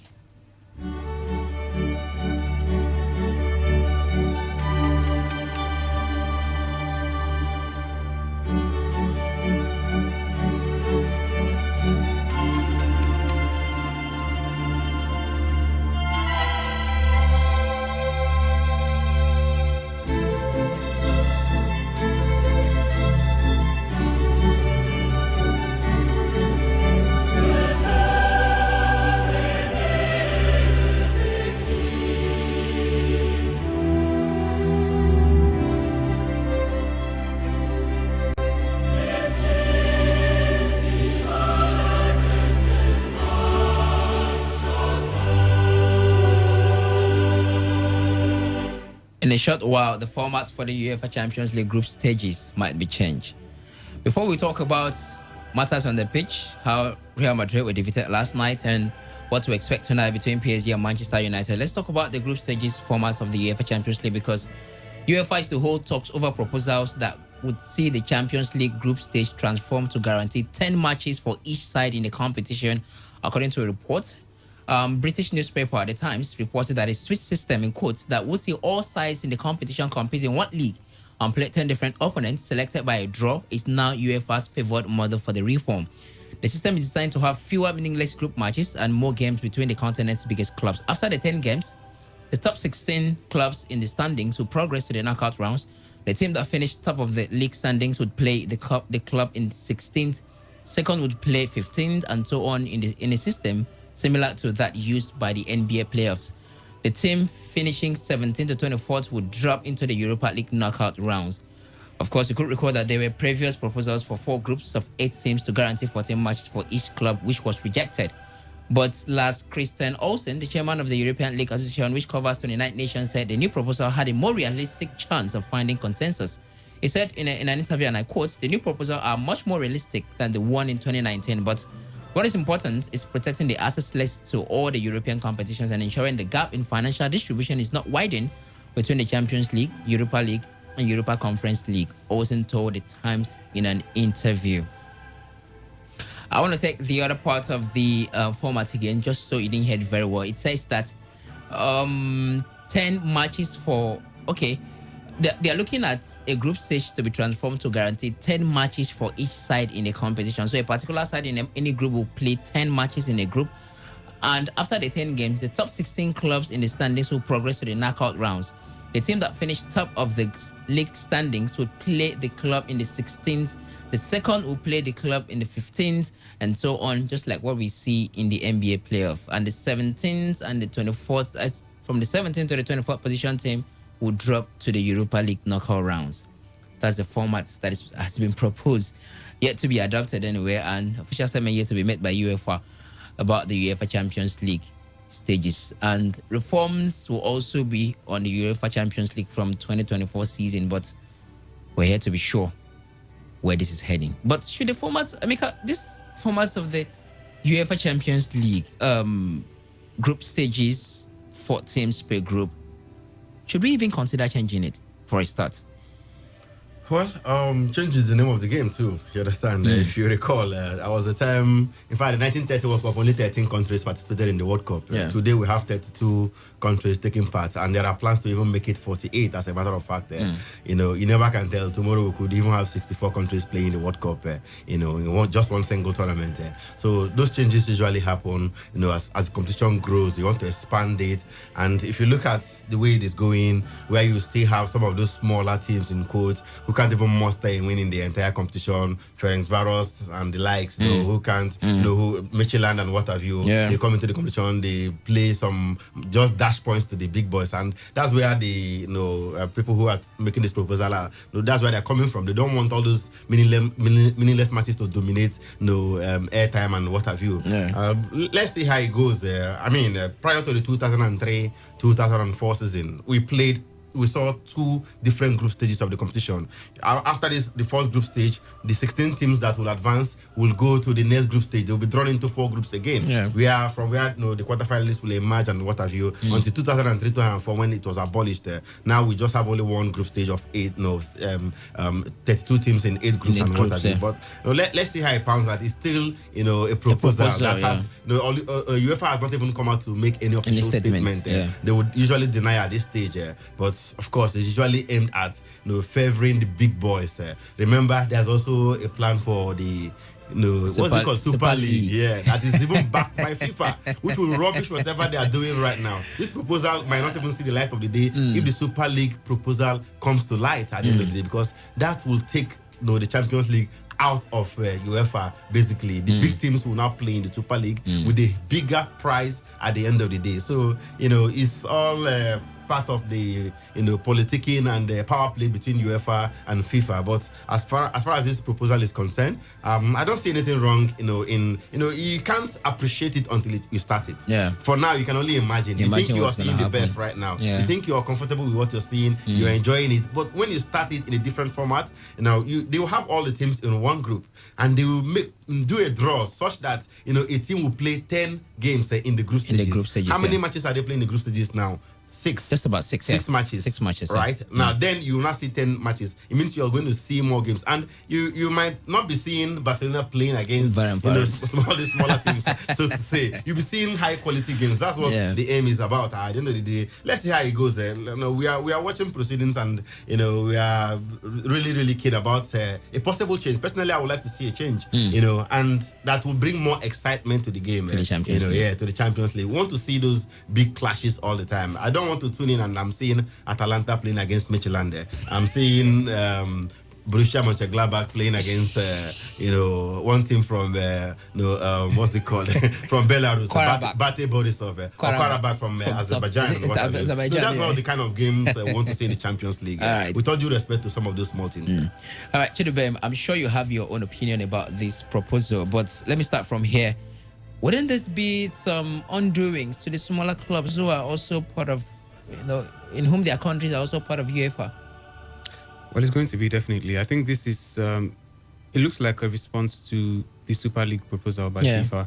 Because it's, what it does is that it gives advantage to the big boys, anyhow you want to put it. Because when you play it in this format, the smaller teams, it's easier for them to get knocked out. Because you look at the likes of Real Madrid, for instance, take this year's format, this year's competition for an example. Real Madrid could be facing possible eviction from the Champions League, Inter Milan as well, PSG, Manchester United. I mean, these are big clubs that are facing possible eviction from the Champions League at the group stages. But if they had 10 matches, 8 to play, the likelihood of them getting knocked out will be slimmer, because they will be having more games to redeem themselves. So it's going to be a case of almost like a league format, a longer period to be able to, you know, get back to where you're supposed to be if you had a faltering start. So in that stance, I think, yes, we are still going to be having those small teams in this competition, because definitely it's not going to be all about the teams from the top 4 teams from England, Spain, and the big 5 clubs. You're still going to be having these other fringe leagues here and there, bringing teams to the competition. So definitely you're going to be having those smaller clubs. But the thing is, since they are there now, they are going to be there with other bigger teams. And like I said, you're just giving the advantage to the bigger teams. And by doing this, probably you're taking their minds off the Super League in a way, because they'll be thinking, oh, now we have the TV rights as well as another thing. It depends on how they're going to distribute or not. They could make it favor the bigger teams as well. So I think it's a response to that. But it looks like a good idea on paper, generally, because we've seen things like this in the NBA, especially, not football now. And it does make sense. Can it be repeated? I think it can in the Champions League, but it's just for it to start first. At this stage, you can only hope and see what is going to come up like. But I think we're just going to be seeing the bigger boys now, in quotes, in the round of 16s. It's most likely going to take off, reduce the percentage of shocks and all those surprise results we normally see sometimes in the past. Is the UEFA at this point trying to counter the Super League? Well, it's left to be seen. Over the weekend, we will discuss this in a more lengthy period of time when we have the marathon edition of today's Sports Live. But in the meantime, let's get to matters on the pitch, because we saw matches in the UEFA Champions League, penultimates. That should be the semis, more like, before the final legs will be played. I think in a week's time or 2 weeks' time or thereabouts. No, next week. Okay, in a week's time. So we'll have the last match day for group stages. And the likes of Real Madrid will be having a make-or-ma encounter against the likes of Borussia Mönchengladbach, because if they don't win, they should consider themselves out of the group stages or out of the knockout stages of the Champions League. But in the meantime, I am not going to resign. Not at all.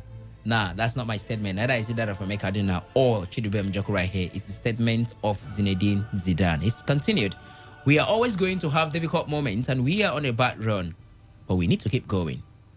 Added the Frenchman, whose side suffered a shock 2-1 defeat by Alaves in La Liga on Saturday. I have the strength needed to turn the situation around, and I am going to give everything to do that. So are the players. We played well, and we deserve more. We just need to lift our heads up and think about the next game. Words from Zinedine Zidane. All right, Group A, Lokomotiv Moscow were defeated at home by FC Salzburg 3-1.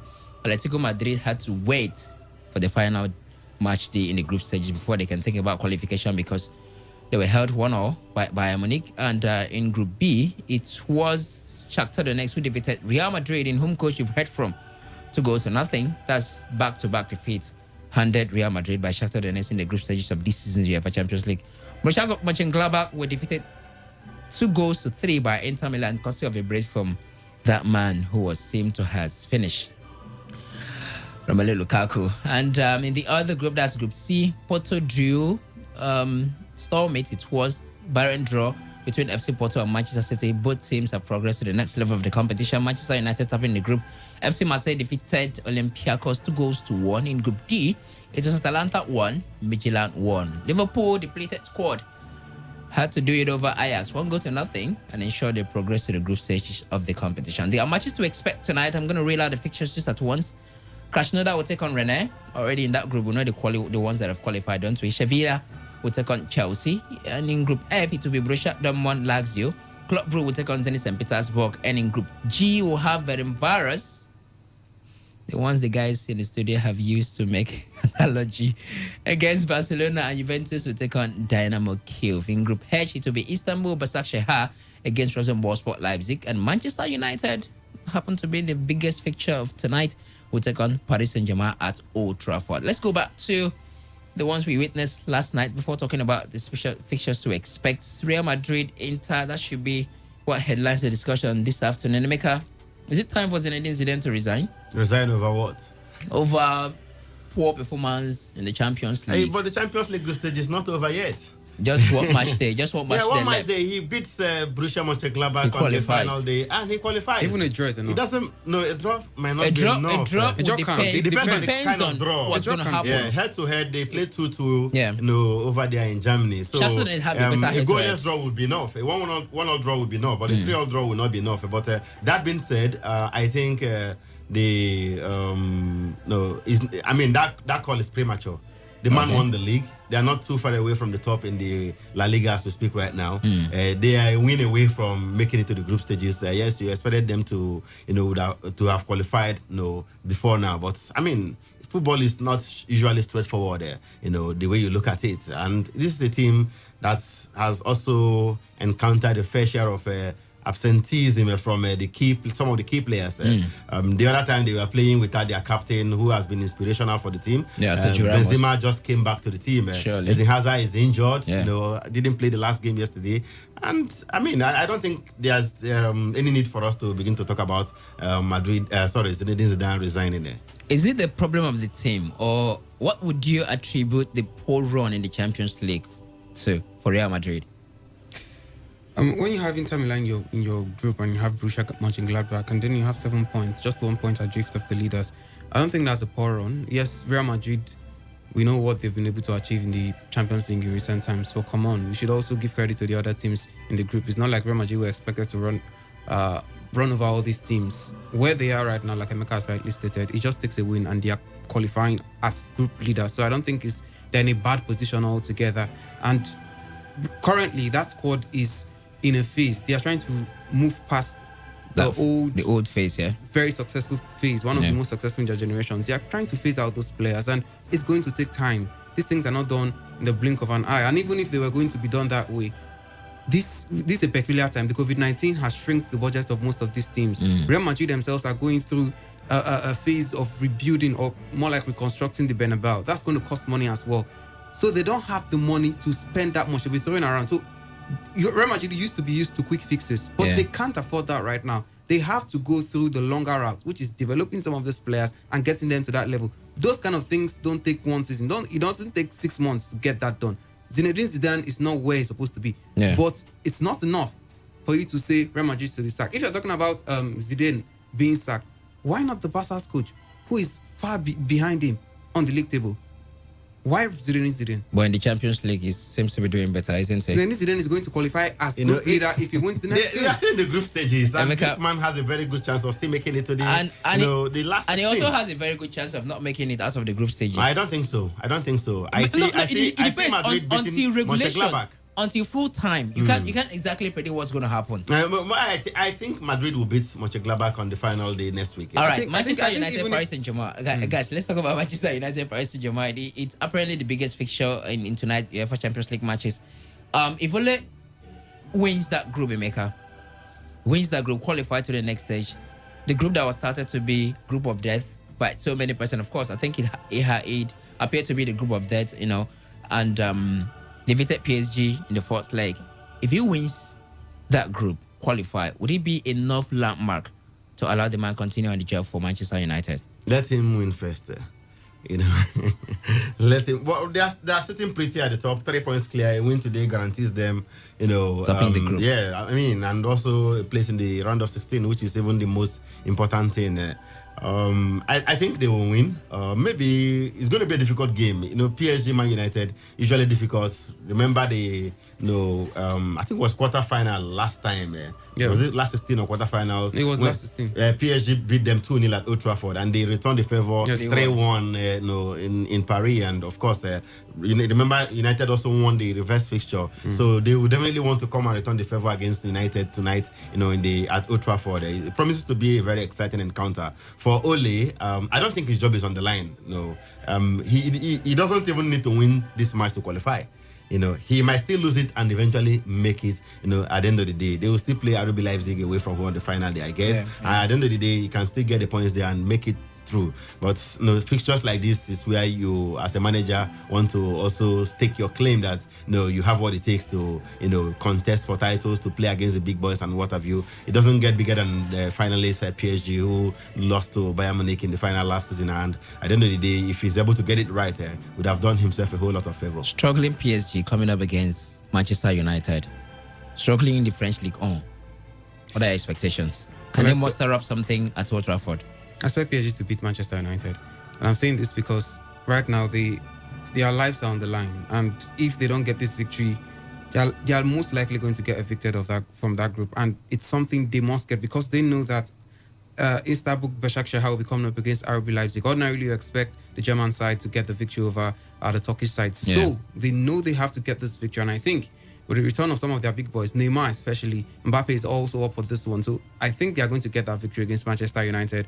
And let me not sound like a prophet of doom, but I'm thinking that Manchester United will not qualify. I've said this before, and I'm sticking with that Manchester United will not qualify from this group, because after this, they have an RB Leipzig to play. That's going to be difficult. All right, 08170000951 and 08109510951.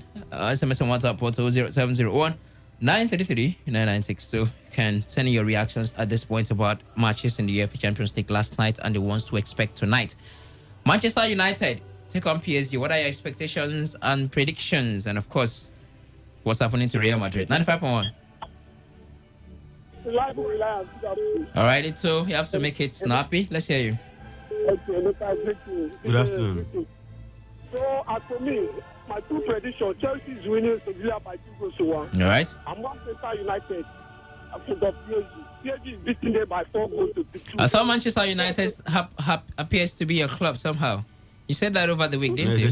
No, it's my club, but I'm seeing them lose because they have nothing to take to defeat PSG. All right, Ito. Okay. Thank you very much, Ito.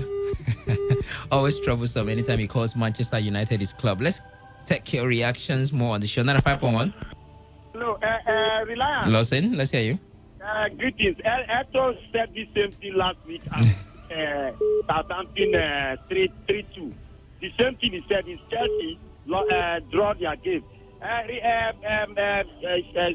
Justice of Sport.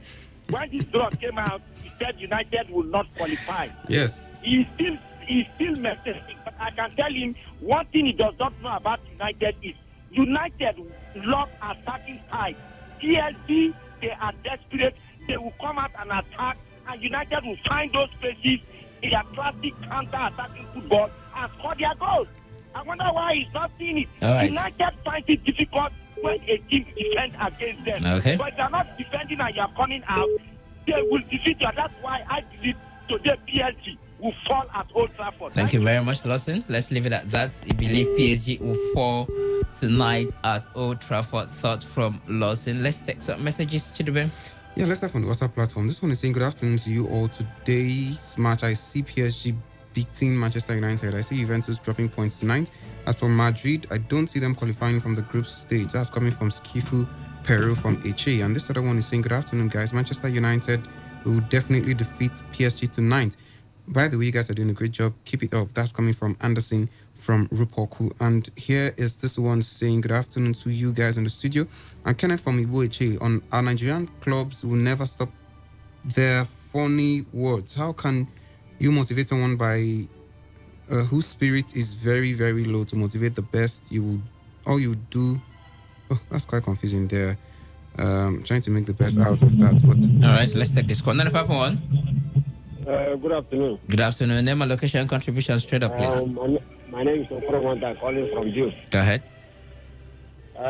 Please, I want to know about this Madrid qualifying chance and between Inter Milan and the people in your studio.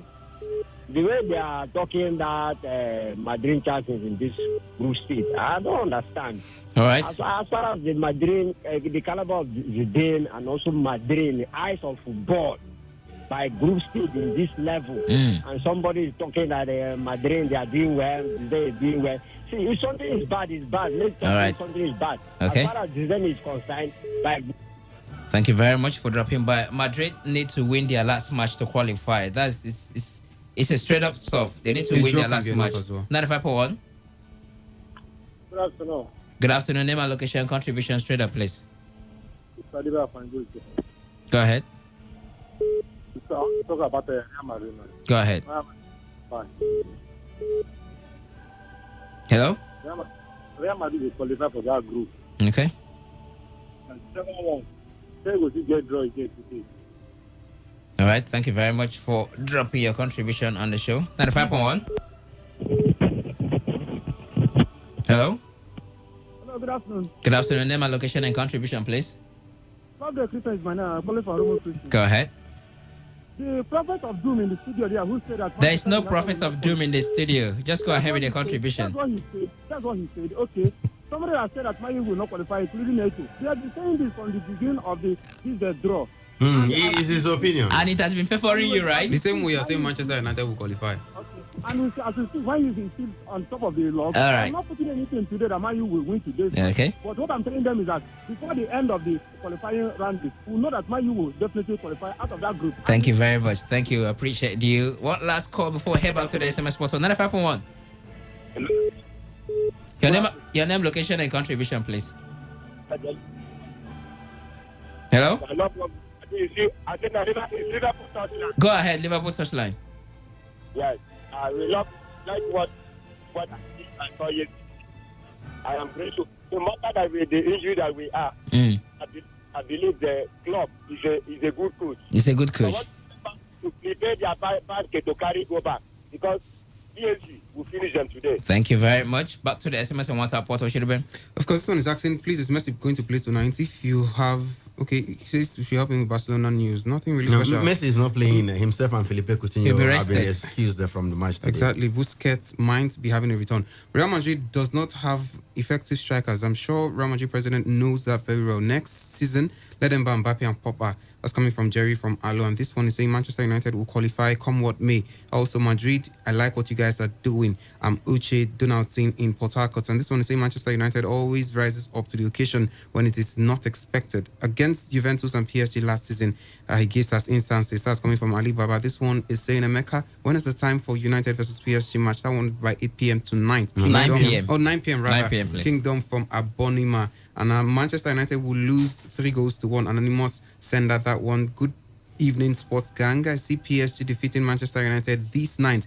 That's coming from Sexy Coach. And to the WhatsApp platform we go. This one here is saying, good afternoon to you guys in the studio. Okay, he's saying Emeka should be appointed as SA to the minister. It's high time Emeka is appointed. Well, that's the all right. That's the much we can take. Unfortunately, we cannot take more of your call, your SMSs and calls. Thank you very much for being a part of it. Kalada is on standby for the news updates at 4. I remain reliable radio spokesman.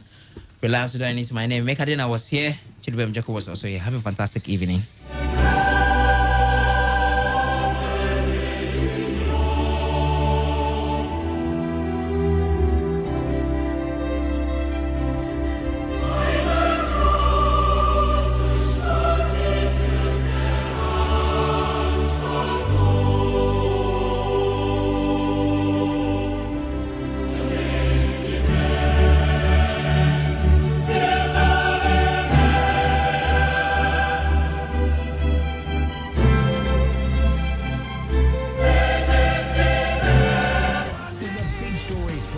Depend on our 24-hour news team to bring you the latest. Today, 95.1 FM. Today, 95.1 FM. Port Harcourt. News update.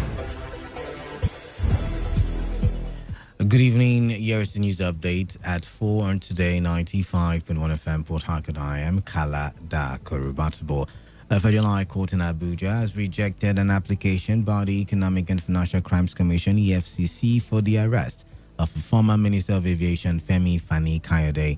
The EFCC's prosecuting counsel Mohammed Abubakar had urged the courts to issue an arrest warrant against the ex-minister following his absence from today's proceedings of his trial involving alleged diversion of 26 million naira he received from the then National Security Advisor Sambo Dasuki in 2014. The application was opposed by Femi Fani-Kayode's lawyer, Wale Balogun, who tendered a medical report dated November 24, 2020, advising the former minister to observe some bed rest. Justice John Tosho, who is also the Chief Judge of the Federal High Court, rejected the prosecution's application for the issuance of an arrest warrant against the former minister on the grounds that the medical report presented by his lawyer showed that he had justifiable grounds to be absent from trial. The judge thereafter adjourned till February 23 and 24, 2021 for trial.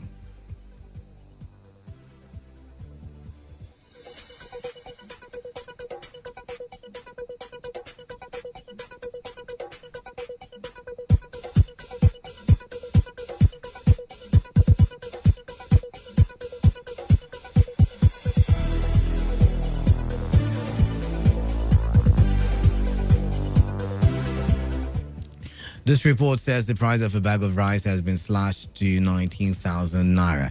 Rice Processors Association of Nigeria made the announcement, which he said will take effect from the 14th of December 2020. The current market price ranges from 25 to 30,000 per bag. The decision is coming after hiking rice prices occasioned by hoarding and closure of the nation's land borders by the Buhari administration towards boosting self-sufficiency. Worried by the rising prices, the REPAN, in collaboration with the Central Bank of Nigeria, yesterday set up a task force headed by the managing director of Tiamin Rice, Aminu Ahmed, to monitor and ensure compliance with the new price regime. Rivers State Governor Yasamiki has presented the 2021 appropriation bill of over 448 billion naira on the floor of the State House of Assembly. According to the governor, about 305 billion naira was earmarked for capital expenditure, while about 142 billion naira is for recurrent expenditure. The governor said the budget represents over 20% increase from the 2020 revised budget of 300 billion naira. He also noted that the increase in the recurrent budget follows the need to eradicate poverty, which is often achieved through government spending. On the foreign scene now, Pope Francis has condemned the massacre of farmers in Borno State, which was claimed by the Boko Haram insurgents and left at least 76 people dead. He also assured Nigerians of his prayers, remembering those who he said were brutally killed, praying that God welcomes them in his peace and comforts their families and convert the acts of those who commit similar atrocities which gravely offend his name. The Pope also used his address to mark the 40th anniversary of the death of 4 missionaries who were kidnapped, raped, and killed by a paramilitary group in El Salvador during the Civil War. And that was the news update at 4 on Today 95.1 FM. Do not forget, take responsibility. Wash your hands frequently with soap under running water. Avoid touching your face in eye contact surfaces to prevent the spread of coronavirus. If you can, work from home. Otherwise, observe social distancing. Good evening. I am Kala Dakarubatbo.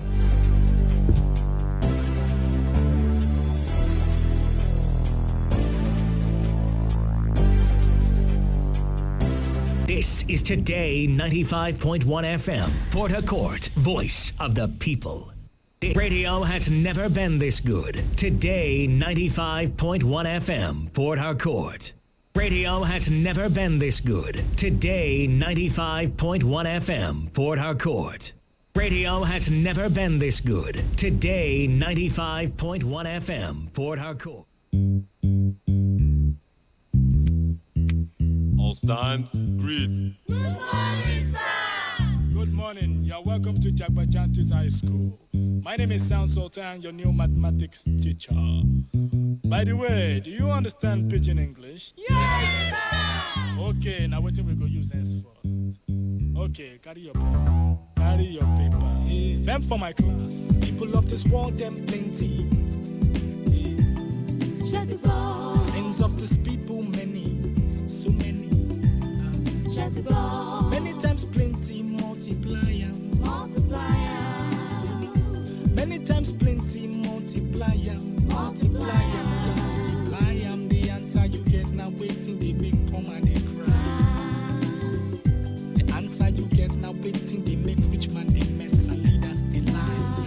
The answer you get now waiting they make young boys and girls join party gang. Answer you get now waiting they make innocent man rot inside the jail. Get it. And then agree to grant and bail. Get it.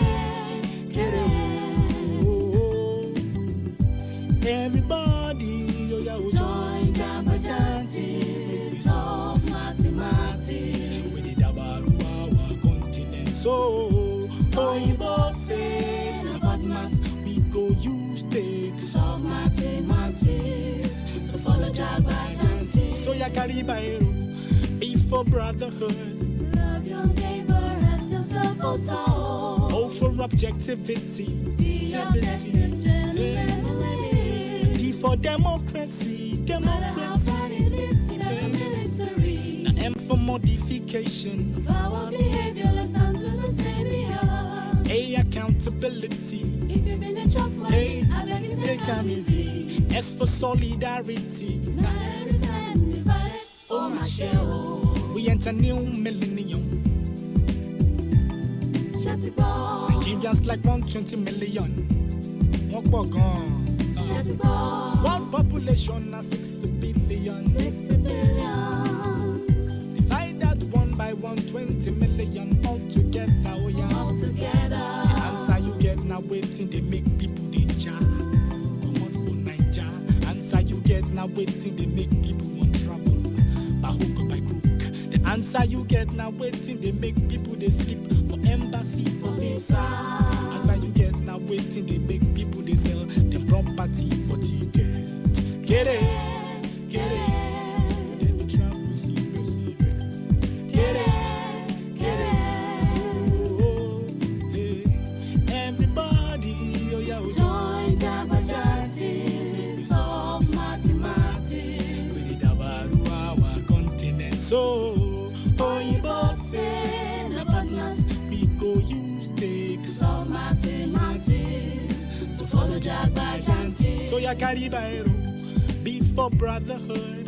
Love your neighbor as yourself.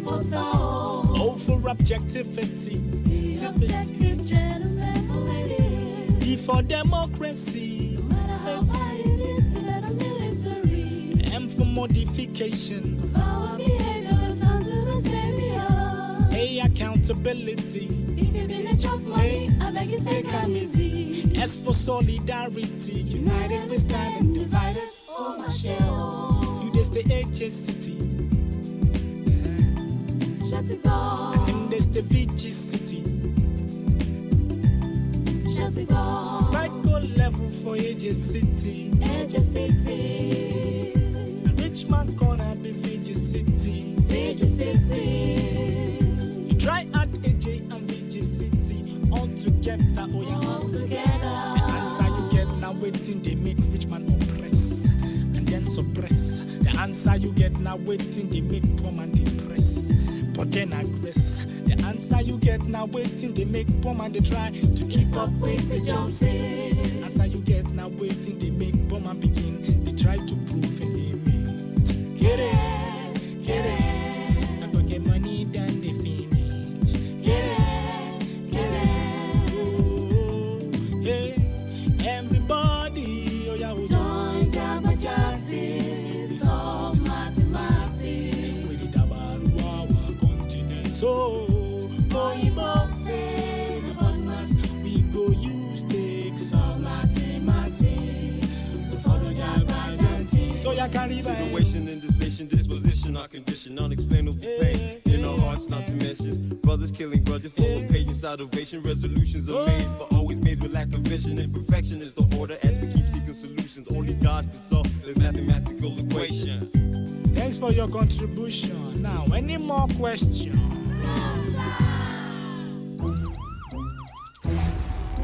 It all begins with breaking news. Now, make no mistake, this is a difficult mission, and it will remain difficult for some time. Then it keeps trending. Events, issues, personalities, all struggling to gain attention.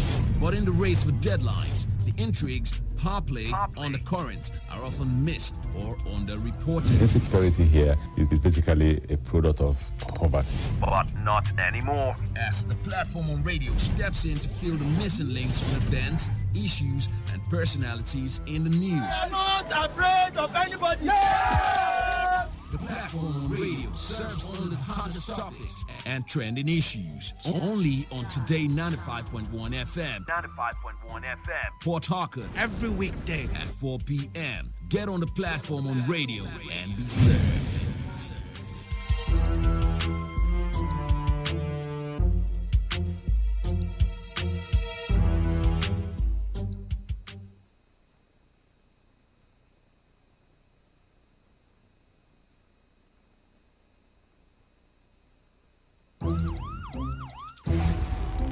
It all begins with breaking news.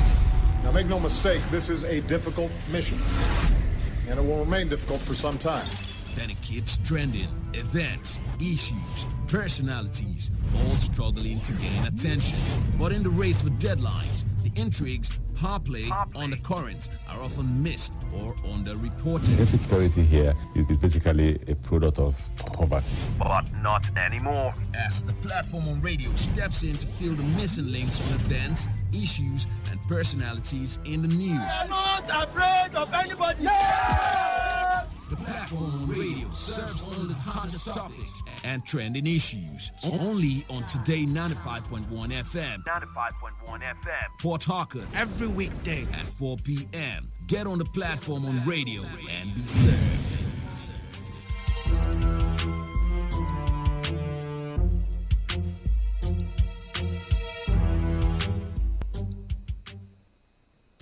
All right. Good evening. The time is 13 minutes gone past the hour of 4, and I officially welcome you to another edition of the platform on radio on your premium talk radio station, Today 95.1 FM Port Harcourt. I am Kala Dakurubatibo. You can call me Kala for short. And right about now, I will be giving you insight into some of the news reports making the rounds. Just in case you do not know, the platform on radio is that radio program where you and I come together. We look at trending stories and we talk about it. But we don't just talk trending stories this time around. Those stories that are trending, we also look at our correspondent reports on them. Because on a daily, our correspondents go out there. They source reports for us. And they give us prime information, quality information.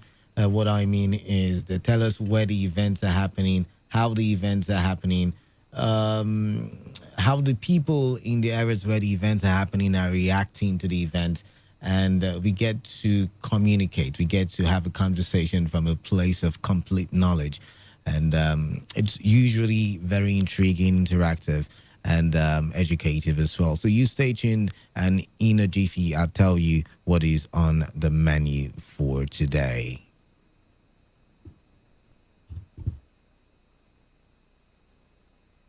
This is Today 95.1 FM, Port Harcourt, voice of the people.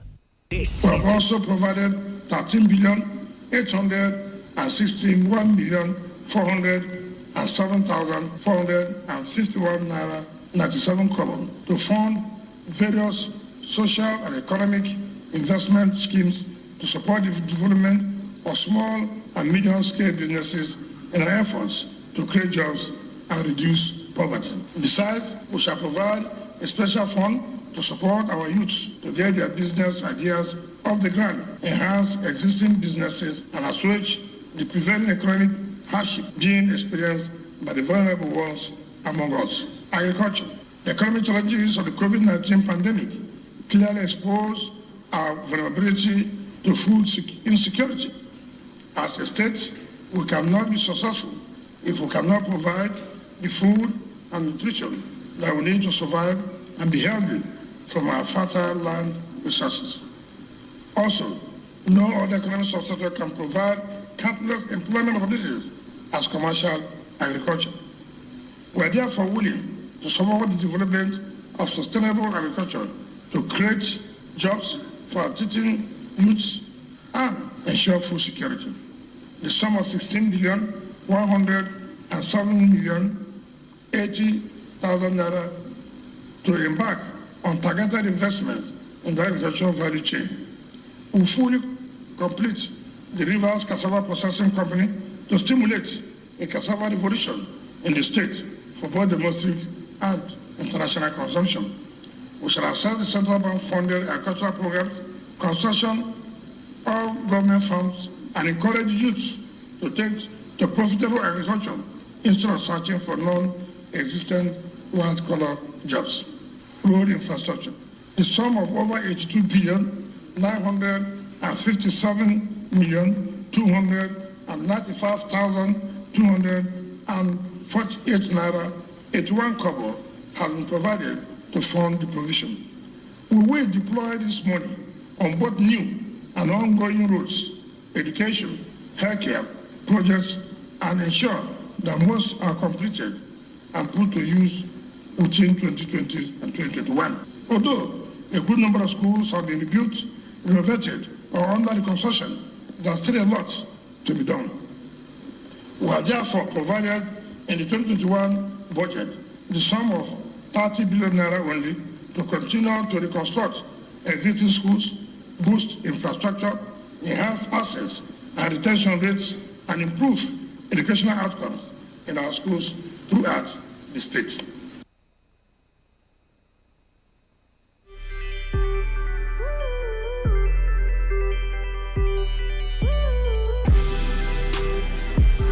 All right, that was the River State Governor, Nyesom Wike, presenting the 2021 budget on the floor of the State House of Assembly. Now, on the menu for today, River State Governor Nyesom Wike presents 2021 budget before State House of Assembly. Rice Processor Association of Nigeria reduces the price of a bag of rice. Deputy Senate President Ovie Omoagege advises Nigerians to jettison agitation for brand new constitution. Interesting conversation. Stay tuned for the conversation in details. All right, River State Governor Nyesom Wike has presented the 2021 appropriation bill of over 448 billion naira on the floor of the State House of Assembly. According to the governor, about 305 billion naira was earmarked for capital expenditure, while about 142 billion naira is for recurrent expenditure. The governor said the budget represents over 20% increase from the 2020 revised budget of 300 billion naira. He also noted that the increase in the recurrent budget follows the need to eradicate poverty, which is often achieved through government spending. Accordingly, we are proposing a total budget size of 448 billion 660 million 773,466 naira only for fiscal year 2021. This represents more than 20% increase over the 2020 revised budget of 300 billion only. 2021 recurrent expenditure. The sum of 142 billion 776 million 489,415 naira, representing 31.82%, has been earmarked as recurrent expenditure for the 2021 fiscal year. Capital expenditure. Mr. Speaker, honorable members, our administration is noted for the high premium we give to capital expenditure, which is the linchpin for the progress of any nation. We have accordingly projected the sum of 305 billion 894 million 284 million and 61 kobo, representing 68.18% of the total budget size as capital expenditure.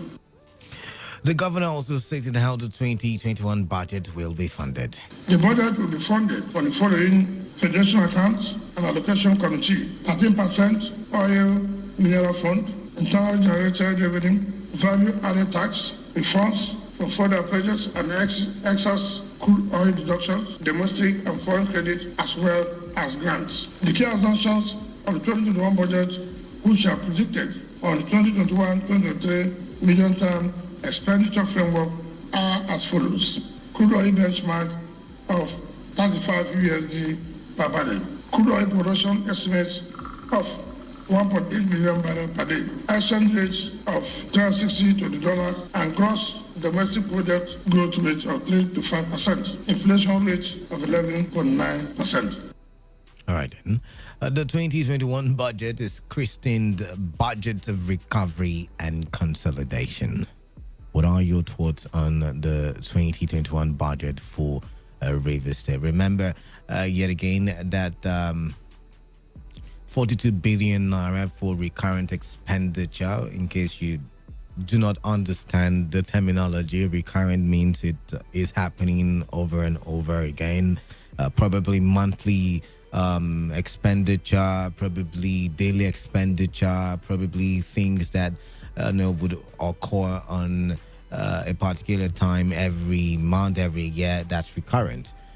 Things like salaries, like probably diesel, probably car maintenance, road maintenance. I do not know, but recurrent expenditure, you get the gist. And then for capital expenditure, things like projects, construction of roads, that happens once in a while. the money is pegged, or the budget is 5 billion naira. 2 billion naira for recurrent, 5 billion naira for 305 billion naira, and 42 sorry about that, I'm getting it all mixed up now. 305 billion naira for capital expenditure, 305 billion naira for a capital expenditure, that is 305 billion naira, for projects, capital intensive projects for 2021, and then 42 billion naira for recurrent expenditure. Why do I keep making the mistake? 142 billion naira for recurrent expenditure, 142 billion naira for recurrent expenditure. Sorry about that. Sorry about the mix up.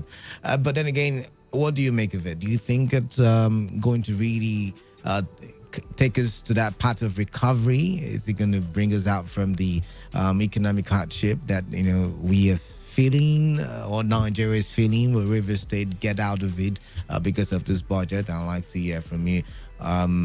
Hopefully, as time goes on, we will have a proper breakdown of the budget. But remember, the budget represents over 20% increase from the 2020 revised budget of 300 billion naira. The governor says the increase in the recurrent budget follows the need to eradicate poverty, which is often achieved through government spending. You should also know that one. So yet again, 305 billion naira earmarked for capital expenditure, 142 billion naira for recurrent expenditure. What is your take on the budget for 2021? 0817 000 0951 and 0810-951-0951. Text messages to the number 0701 933 9962. All right, let's get to hear from you what you think about the budget for River State, christened Budget of Recovery and Consolidation. Apologies, I got it all mixed up, the figures. I couldn't see for a bit, so I got it all mixed up. I'm sorry about that. But for capital expenditure, we've got 305 billion naira. For recurrent expenditure, we've got 142 billion naira. Do you think it's good enough to take the state to the next level? I'd like to hear from you. Let's find out who's here now. 95.1fm. Yeah, what's your name? Can you speak up? I can barely hear you. Yeah, my name is Forum. I'm calling from India. All right, Forum from Ichi, welcome. Thank you. But this very budget, how acceptable? So Forum, I can't hear you. Please, can you call us back? Sorry about that. 95.1fm, what's your name? Good afternoon. Yeah, good afternoon. What's your name? This is the radio counselor, Mr. Progress Obene. Mr. Progress, welcome. Thank you. The capital expenditure, 300 and something billion, am I right? 305. And recurrent is 100 and something, am I right? 142 billion naira. The statement that we follow there is a welcome development. How do Let me tell you why. Let me tell you why. Over the years, Nigerian leaders are known for increasing recurrent expenditure. In fact, for those who are not aware or who don't know the difference between recurrent and capital, recurrent are the ones that they use for salaries, those ones that they use to eat, that is recurrent. All right. While capital is the one for projects. For investment. We thank God that, for investment. We thank God that investment and project is higher than the one that they will pay themselves and the one that our workers, like civil servants, will take as salary. So we thank God for that. That is number one. That's why it says a welcome development. However, I hope and I pray that this 300 and something billion naira, or as the case may be, will be used to grow our education. We have built flyover for 2020. So you're saying the projects should go beyond road construction, building of flyovers, and all that. Thank you very much, Mr. Kalada. Okay. Thank you. This time around, we should go into agriculture. We should go into education. Some communities don't still have light in River State as we are talking. They don't still have light. All right. Let us go into places that with employment. Let's employ the youth so that it will be nice that our youth will be working, and then there will be less or probably absence of unemployment in River State. Okay. Let us construct industries who can produce things in River State like shoes and others. In fact, this budget should target at providing employment for Rivers people. All right. So, to conclude it, to summarize it, Mr. Kalada, it is a welcome development that capital budget is more than recurrent budget. All right, thank you very much, sir. Thank you very much. Wonderful point there. Yet again, I'm still trying to correct my mistake. It is 305 billion naira budgeted or earmarked for capital expenditure, while that for recurrent expenditure is put at 142 billion naira. So let's get the facts right. But let's go back to the phone lines now. 95.1fm. What's your name? Where are you calling in from? Canada. Mascot, welcome. Thank you so much. Canada, sometimes for me as a person, I feel highly frustrated. Why do you feel frustrated? I'm coming. Why do you feel frustrated? Tell me. Yes, because of the crop of leadership. How can you dedicate such great quantum of billions into capital projects without mentioning one particular project that will have direct bearing on the people of River State?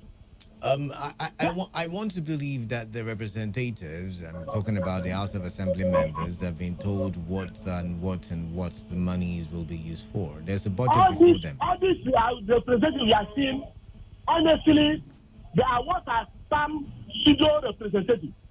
You know why? They don't factor in the impact of the people while making their decisions. How can a state of river that is so much rich can site a refinery, can build a Canada? How much does it take to build a refinery? Even a modular, in my state of river, there's elevated water street model refinery. And then you hear a budget where they said 16 billion for business. How many rivers indigenous are into business? These are money for political loyalists and money for the boys. At the end of the day, the swallow, the hunger, the failure, the degradation, the deprivation will still reign supreme in our land. For me, this budget do not excite anybody because it has no direct bearing on the people of River State, Canada. That is my own take this evening. Thank you and God bless you. All right, then. Thank you very much. 95.1 FM, what's your name? Where are you calling in from? Canada, this is Lawson calling from Yenagua. Yes, I tell you, Mascot has pretty much summarized everything that I wanted to say. Now, every year he comes up with this capital budget. You understand? Right. I'm not telling us, yes, it's a problem. That's what the Rivers people, you understand, are not asking. It's not to come up with figures like this. Yes, agreed. Capital higher than recurrent is good, it's okay. But where are the capital projects that all of these monies would be put into? River State as it is, you understand? Yeah, no, you can't speak of anything, any big project River State is developing that will at least take people in, you understand, or create employment opportunities. All right. The only thing there is from the federation account and internally generated revenue from companies. River State is lucky, they are blessed with companies. Well, that's why when people say River State internally generated revenue is high, is big, it's not because the government is the one creating it. No, it started from companies, from workers all over River State. So when you come out with such bogus thing, you tell us pinpoint. These are the federal government. Look at their capital. You see the railway. You see this. You see that. It's broken down completely. This one you don't even see the budget. It's just lately now they have managed to put something somewhere, and then they say the budget is very bad. I am telling you. But is the budget? Wait, even if they manage to put, is the budget not out there? It's out there now. Lost it is not no Canada. Understand something? We are not their kids now. It's on the web, but it's on the website. When was the budget? When was the budget? This one just even this 2020. When was it published? No. When was it published? Say. The date on the River State website shows January. It says January. So that's another argument. But you and I know that we've been looking here, been searching for this River State budget. And you finally found. It's late. This one is already doing a new one now. What if we were not looking at the right website? Think about it. Canada, we all look, even your Annie, your big boss look. I was the one who told Annie I had found. I was the one who told Annie I had found. So I am telling you that maybe we were looking at the wrong place. We cannot look at the federal government budget. As you just click, you see it, isn't it? All right then, Lawson, we've got to go. You see. So my what I'm saying, but please, finally, is that Rivers people should learn to ask questions. They are not asking any question at all. I don't know. River State is a place where you have people who are highly educated. There's no field of study that you will not find a Rivers man. All right. They're looking as if. All right. Thank you very much, Lawson. Thank you very much, Lawson. Thank you very much, Lawson. Let's read some. River State budget will have no positive impact on the people. What the governor just did was to reel out mere figures. The impact of the so-called budget will be high inequality, insecurity, and high rate of unemployment relish. High inequality, insecurity, and high rate of unemployment. All right, relish. Thank you for that one. This one says, good evening, Stephen Ibikis from River State University. Listening to the statement of the governor, what I collected from there is education and poverty. People are suffering and our educational system is really affected. I believe it will go a long way if we pay attention on these categories. And on the Trans-Calabari Road, I didn't hear anything. Why? I guess the governor will answer that one. But let's move on now to other matters. This report says the price for a bag of rice has been slashed to 19,000 naira. Rice Processors Association of Nigeria made the announcement, which is said will take effect from the 14th of December 2020. The current market price ranges from 25 to 30,000 per bag. The decision is coming after a hike in price of rice occasioned by hoarding and closure of the nation's land borders by the Buhari administration towards boosting self-sufficiency. Worried by the rising prices, the REPAN, in collaboration with the Central Bank of Nigeria, yesterday set up a task force headed by the managing director of Tiamin Rice, Aminu Ahmed, to monitor and ensure compliance with the new price regime. Now, how should the task force ensure that rice sellers comply with the new price when it takes effect? From what I understand, the Rice Association, they have come out to say, see, rice should not be as expensive as it is on the market because the cost of production, probably, this is me assuming now, the cost of production of rice does not warrant, the current price that it is being sold for in the marketplace. So this is what we're going to do as an association. We're going to go around Nigeria, the 36 states of Nigeria, and make sure that people that sell this rice at the retail level do not sell beyond, the price that we're going to peg it at, so that it ends at 19,000 naira. So people like Chinedu Wuna can eat rice and, okay, let's leave that one. Let's leave it down. But the point is, think about it. How do you think they will be able to ensure? How do you think they will be able? Moreover, this is December period. It is that Yuletide season where usually prices of goods and commodities, just skyrocket. So, I mean, how do we regulate? Is it even possible to regulate? I mean, is this talk of regulation not big talk, like we say in our local parlance?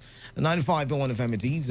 Let's open the phone line 0810-9510-951 and 0810-9510951. Text messages to the number 0701-933-9962. All right, then. Let's find out who we have here. 95.1 FM, what's your name? Where are you calling in from? The radio counselor, Mr. Progress Ovena. But, welcome. Canada. Welcome. See, let me tell you, these people are not serious. They can't take Nigerian for granted like this. On a serious note, what we expected to hear is that a bag of rice is now 8,000 naira or 7,000. Then we jubilate. Are they expecting to expect us to jubilate at a bag of rice at 19,000? Did they even hear themselves? Homegrown rice, 19,000. Canada, if I have bought this rice at Casina and I'm to transport it to 3,000 naira to River State, do you know how much I'm to sell it? 24,000, 25,000 in order to make gain. Is it not? Canada, answer me. What do you want me to say now? Is it not? What do you want me are they talking about now? In fact, as far as I'm concerned, they have increased the bag of rice. They have increased the price. Because ordinarily, if this 19,000 is to be sold in all the states, you know that in the northern states, like Adamawa and some other states, bag of rice is sold cheaper than 19,000 naira. All right. So, by the time it comes to this way, it will not cost that 25,000 naira and all that. Now, if it's sold at Adamawa at this 19,000 naira that they are talking about, is that not an increment in price? They should tell us another thing. All right. I don't know why Nigerians are like this. All right. As far as I'm concerned, this increment in rice. And we expected that this should be cheap by now, as far as those of us who said that if we close our borders, that rice will be. But according to the argument that there is abundance of rice, rice is everywhere, but these people are hoarding the rice. They are hiding the rice. So that is why when people don't see the rice to buy, they'll not bring it and sell it between 25 to 30,000 naira per bag. That is what we are saying, the same thing. Okay. The point we are making here is that if there is going to be any reduction in price, then bring it to 10,000 naira, so that by the time somebody transports it from wherever to wherever, it will not still be more than 15,000 or more than 10,000, as the case may be. So, see, let me call this body. I don't know how you call the body, Association of Rice Production and all that. Rice processors. People should go back to your drawing table. Nigerians are not happy with people. All right. Nigerians are not happy. Me, particularly, I'm not happy. Thank you very much. Thank you very much, Radio Councillor there. Let's move on to other callers. Phone lines okay. Well, in case you're wondering what we're talking about, we just started conversations on a report that the Rice Processors Association of Nigeria has formed a task force to ensure that rice does not sell. That is, a bag of rice does not sell above 19,000 naira. And currently, the market price ranges from 25 to 30,000 naira per bag. According to this association, it says that the reason why a bag of rice is that expensive is because there are certain people who are hoarding, the bag of rice, and in that case, the prices get to skyrocket. But as a matter of fact, the closure of borders actually did boost the production of rice in the country. Do you think this is, the farmers' way of ensuring that, the president does not reopen the borders to try to make it look like, what you did work? Or I'm talking about the president, what he did work, that, it did boost internal production, and so there's no need to open it. Do you think that's what it is? Why are people holding bags of rice like they have alleged and all of that? What do you make of the move in general? I'd like to hear from you. Is this Christmas come early? Is this Santa come early? I'd like to hear from you as well, or you want a further reduction? 95.1 FM, what's your name? Where are you calling in from? Yes, what's your name? Yeah, I'm Noble. From Elios, welcome. Always. Canada, if you can remember, Likoya years back, this administration told us that life we sold price of either last year or so, 10,000 or 15,000 naira or so. Some people call their station and jubilating and praising Buhari for being the man of the people, just like he said you are. Just like I said I am. Yes. Okay. Yes. Okay. And then along the line, since then, the thing is going on and on. Are you telling me that let me read that we're going to sell it a bag of 14,000 naira? When you take over the mantle of this country, local one is about 5,000, whether 5,000 or 3. No, following one is small bag, 5,000. One big one is 10,000 naira or so. See, it can't give what we don't have. All right. Is it not the farmers that herdsmen kill them just like animals? What's your point? So What's your point? My point is that if you want this thing to be done, it starts from the head. Open border, my brother. All right. We're exporting fuel and other things, but the one that's coming for poor man to eat, you close border on that. All right. Close some part of the border and then leave some part. All right. All right. Thank you very much, there. Let's take this call. Okay. All right. The phone line set it again.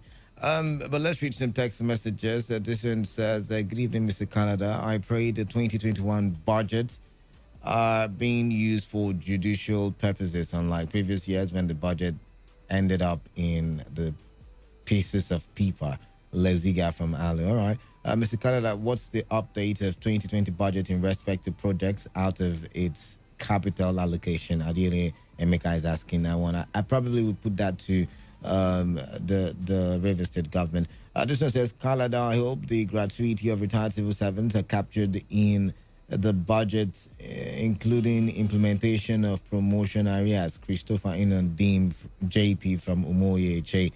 This one says, after they killed rice farmers, rice price reduced, sounding funny. Please ask the governor of River State what happened to the budgetary allocations for gratuities in 2020 and what amount as he budgeted. All right. We'll put that one out there. Let's check what is on WhatsApp. It says it makes no difference if government can hold palliative until NSAS came. What strategy will the task force use in affecting the price crash? Providence. What has palliative got to do with this one now? Providence, really. Let's get to hear from you. Keep your calls coming. 0810 9510 9510 0817 0000951. Text messages to the number 0701 933 9962. All right, let's see if we can take this call. Oh my. The phone line says something else. Let's move on to the next story. Let's see if we can take this call. Okay. 95.1 FM. What's your name? Where are you calling in from? Canada. Mascot, welcome. Thank you so much. Canada, we have a problem in this country. This reduction of rice price, how practicable is it? All right. You see, they don't want to say taxes, the task force to go and certify people when the enabling environment has not been created. What I done myself, I tell us that at least look at how we are going to buy rice at 19,000 and we are entering into festive season. They want to get the media showmanship. For me, until there is a laid down rules on how rice can be acquired at the price of 19,000, I don't believe this rice processors association. For me, I believe that when they bring out methodological approach to the production of rice in Nigeria, the rice production will go down for now the media PR, and that is my own take. All right. Canada, thank you and God bless. Thank you and God bless you as well. All right, thank you very much there. Keep your calls coming in. As a matter of fact, let's touch the next and final conversation, and that is a report that the Senate has asked Nigerians who are agitating for a brand new constitution in the country to perish the thought, as the National Assembly lacks the powers to do so. The Deputy President of the Senate, Ovie Omo-Agege, stated this when he hosted members of the Alliance of Nigerian Patriots, led by Ambassador Umuna Ojiako in Abuja. Now, Omo-Agege, who is the chairman of the Senate Ad hoc Committee on Constitution Review, made the explanation in a statement by his media aide, Yomi Odunuga, in Abuja. The DSP explained that the National Assembly had no powers to replace the current constitution, but that it could only amend it. He said the advanced democracies like the United States of America, where Nigeria's presidential system of government is fashioned after, also engage in piecemeal amendments. The lawmaker also said sections 8 and 9 of the 1999 Constitution equally made provisions for piecemeal alteration of the Constitution. He therefore urged those calling for a new Constitution to channel their energy towards participating actively in the ongoing amendment of the Constitution by the 9th Assembly. Okay. Is it possible for us to have a new Constitution? A totally new is tautology, but permit me. Totally new. I mean, I'm just trying to emphasize on how new the Constitution should be. Is it possible for us to have a new Constitution? I mean, a Constitution written by the people, for the people, and of the people. I mean, this is 2020. This is not 1960. This is not 1958 or 57 or any other year when, they held that meeting to, form parts of the Constitution until it became, what we have today. Is it possible for us, given the times that we are in, given the certain peculiar challenges that we're facing in this country, is it possible for you, for me, for everybody to come together and say, let's have a new constitution? Or do you think, like Ovie Omo-Agege has said, the best that we can have is an amended constitution? Let's argue or let's debate this very one, and I'd like to hear from you. I mean, what do you think will take us forward as a country? Totally new constitution, an amended constitution? Which is it for you? All right, 0817-000-0951 and 0810-951-0951. 95.1 FM, what's your name? Where are you calling in from? Hello? Yes. Grandpa. Grandpa, welcome. Yes. Canada. The norm is amendment of constitution, not writing a new constitution. That's what I've been hearing. In America, in all the democracies we are imitating. But one thing I know is that this constitution was written by people. Professor Wabeze was the secretary when this constitution was written. Chief Clerk, the clerk was there. A lot of them, civilians were there. So what it requires is that the amendment, they are the people that wrote this constitution, find out from them. So they know what they did. They cannot deny, they cannot start putting it on the military now, because the military was working with civilians, and the civilians were allowed to write this constitution. And because everybody was allowed at the time, don't you think the people of this generation also deserve that same right to write what should bind them as a country? How many people are involved? Even in National Assembly, not every person in National Assembly will be involved. There is a committee for constitution. Picture is not 200 million Nigerians that will write constitution at the time. See, these are things that are. Why do you think 200 million Nigerians cannot write at a time? I mean, we are in a digital world, and everybody's opinion can be taken. I mean, if it works, if it's going to work, that is, if it's accepted by everybody, yes, why not? Canada. Yes, Grandpa. This time around, we have problems. How many people approach their representatives in the House of Reps or Senate or even State Assembly here to talk of the problems in their community? Are their representatives approachable? That's a question you should ask. These representatives, how many people approach them? Are they approachable? Yes. Okay. I approached the one representing my own federal constituency. So I said, I should send it as a memo. I said, I've been sending to them, one after the other. Have they replied you? So one of them used to get this contract, what do you call it, development, constituency development. He got it, and then the day he called people, didn't even invite me. The money has gone like that. Those who had invited me, I would have made sure that why I wrote that thing, that you should implement it. All the things that I wrote for, that he used to get that constituency, what do you call it? None was done, not even one. All right, then. All right, thank you very much, Grandpa. We've got to go now. Thank you very much. Time is fast spent there. Let's take calls from other people.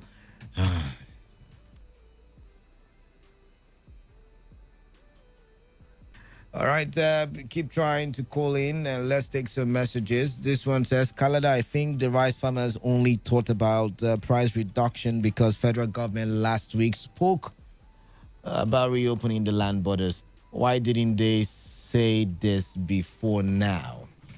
You went ahead to say they just want to keep control of their business and selfish interest. Simple, Mr. K. All right, Mr. K, thank you very much for that one. This one says, Kalada, greed is the reason for the high cost of commodities in Nigeria. Until we'll deal with it, life in the country won't be better soon. Let the border be open now as a measure to control this manifest greed. As for Governor Wike and his budget model, Mr. Governor should stop deceiving himself, Emi Fiaga.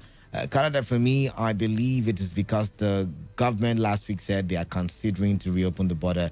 Okay, Casey Poharkar, I think I've read that one on WhatsApp. And this one says, Mr. Canada, good afternoon. It's evening, actually. I don't understand the senator. The current one used, was it from the moon or was it written by humans? Again, I don't understand the senator. Oliver Ozoba. All right, Oliver, thank you. This one says, Mr. Canada, what Nigerians need is a total new constitution. We're tired of the old constitution written by the military that can't move Nigeria forward. Leziga from Alu. All right, let's take this call. 95.1 FM. What's your name? Where are you calling in from? Canada. Good evening, sir. Yeah, good evening to you. Sir, my name is Messinjisha. They call you from Rumola. All right. I don't think APC government can take us forward, though. I'm not talking about APC government now, are we? Are we talking about it? It's the same thing now. It's not the same. It's not the same thing. We're talking about the constitution. Thank you nonetheless for calling in. We're talking about the constitution and not APC government. 95.1 FM, what's your name? Where are you calling? Canada. Yes, John from Port Harcourt. Welcome. Yes, I see the constitution is not really our problem for now. Why did you say so? You see, if we can implement what we have in our constitution, the problem is implementation. Okay. It's not writing new constitution. Okay. And that's just the challenge we have. We cannot implement the one we have. So if you write new one, to what we inform you that we are going to implement the new one that we're going to write. So that's just like But some people have argued that the reason why we cannot implement the current constitution that we have is because there are lacunas that impede us from implementing it. Turn off your radio, please. The lacuna we are talking about, we can what we call amend it.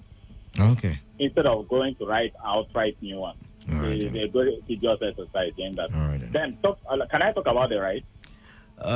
Quickly, we have some time. Quickly, please. Quickly. So, you see, rice is supposed to be very cheap. I believe what prompted this action is the border reopening that the president has announced. So if not, these farmers have been, they have been cheating us. All right. From the way, the government are invested in rice production in Nigeria, it's supposed to be at least 15,000 a bag. All right. So what they are doing, they have been exploiting us, and Nigerians have been shouting, and because Nigerians have shouted and the shout have reached the ears of the president, and now they want to open the borders. They want to reduce the price. Why didn't they reduce this thing? All right. I'm not happy with those rice farmers. Right. They are just sabotaging the effort of government. All right. So what they are doing now is just to save their business. All right. Thank you. I believe the government will do the right thing. Thank you very much there, John. There. Let's move on. 95.1 FM. What's your name? Hello, Canada. Welcome, Hearts. This is Hart calling from Ahoda. Welcome, Hearts. Canada. Anybody that says that Nigeria don't need new constitution, I disagree with that person. Okay. Nigeria needs new constitution. This present one that we are using now, it was written by civilian and military. They sit down together and write the constitution. See, this constitution we are using now gives, in fact, it makes president to make some decision, to take the decision without looking back. Because you now as a civilian, to become a president of this country, you are a military man. You are a head of military man in this country. So we need new constitution so that we can put this in order, so that a leader will know that he's a leader. You are not there to push people to the wall, to push people to the area that they will suffer and you enjoy alone. It's not good. Right. So we need new constitution so that a leader will know that it's good to lead people well. All right then. So that a leader and you think the constitution? And you think the constitution is what will guarantee this? A new constitution. All right. A new constitution is very, very important in this country. So that a leader will have fear of taking some decision, making some policy. Hearts, we've got to go. We've got to go. Thank you very much. Your point noted there. Thank you very much. That's how we wrap things for today. Remember, the platform is always a production of the news department, and today's edition was put together by Chinidi Wuna. Let's do this again. Make sure you follow all the precautionary measures put in place for your safety against COVID-19. I'm Kalada, and I'm signing out. Good evening.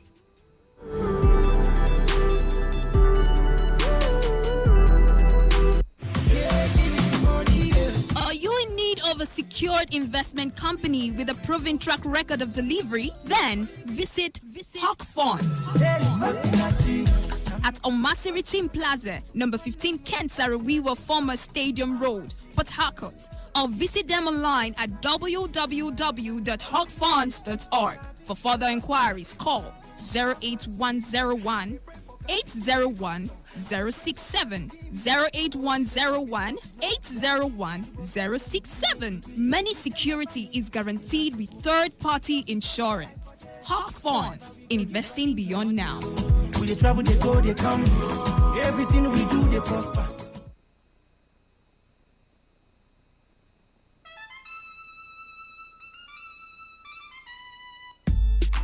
Listen, the bunch in the building and make a you say no long time.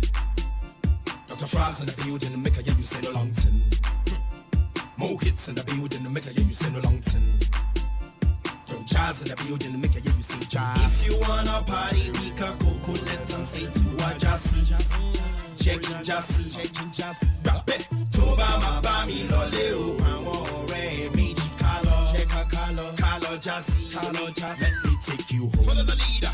I'm the bunch. Preaching nonsense and we can dance. Bring me on the dance floor, girl, there's a chance. If I'm not too easy, girl, you can whine with a cocoa master. Tombolo master. Tell me who can do it faster. We're doing it sasa. I'm meeting you at that. If you wanna party, we can go let us say to a jazz. Checking jazz. Rap it. Toba mabami loleo. Pamore meji kalo. Check a kalo jazzy. Let me take you home. Girl, tonight I'm gonna make you mine. Let me take you home. Yes, tonight we're gonna wine and dine. Let me take you home. Gonna make you my heart, make you big for Let my me heart. take you home. Girl, if you feel me, that could just you. Let me take you home. Baby, come into my room. Come, let's do the honeymoon. I will make your dreams come true. I know that you don't have a clue. And the way you boogie down, they make the guys, they come around. And if you feel me, they could just see you. If you wanna party, we can go let us say to a jazz. Checking jazz. Rap it. Toba mabami loleo. Pamore meji kalo. Port Harcourt, are you ready? Today, 95.1 FM, the voice of the people.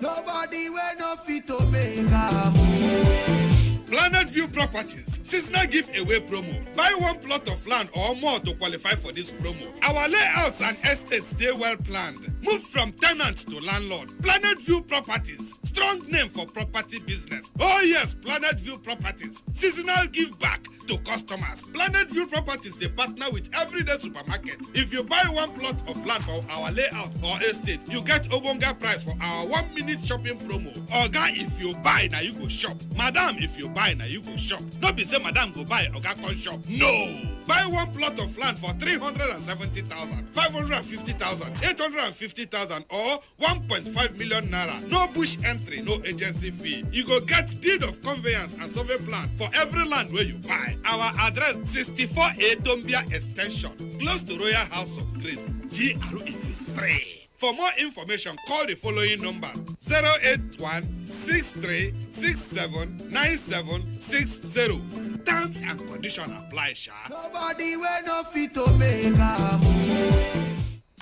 Oh wow, the largest e-commerce revolution 2020 is here. Time All invites you to attend a brief training featuring learn how to earn an online shop and earn consistent profit every 10 to 12 days for life without hawking product or recruiting people. This profit is called the store profit. Learn how you will benefit from the revolutionary quantum health product. Learn how to grow your financial capacity in less time. Get to know other ways of earning as you partner with this amazing company. Venue, number 57 Uyo Street, off Stadium Road, Port Harcourt, River State. Date and time, Thursday 10 a.m. to 12 p.m. and 2 p.m. to 4 p.m. Fridays 10 a.m. to 12 p.m. and 2 p.m. to 4 p.m. Saturdays 10 a.m. to 12 p.m. Please note, no compulsory referral, no compulsory selling of product, no capital lockup. Please ensure you write HOT 95.1 in the attendance sheet. For more inquiries, call 0902 158 4941, 0902 158 4941 or 0806 814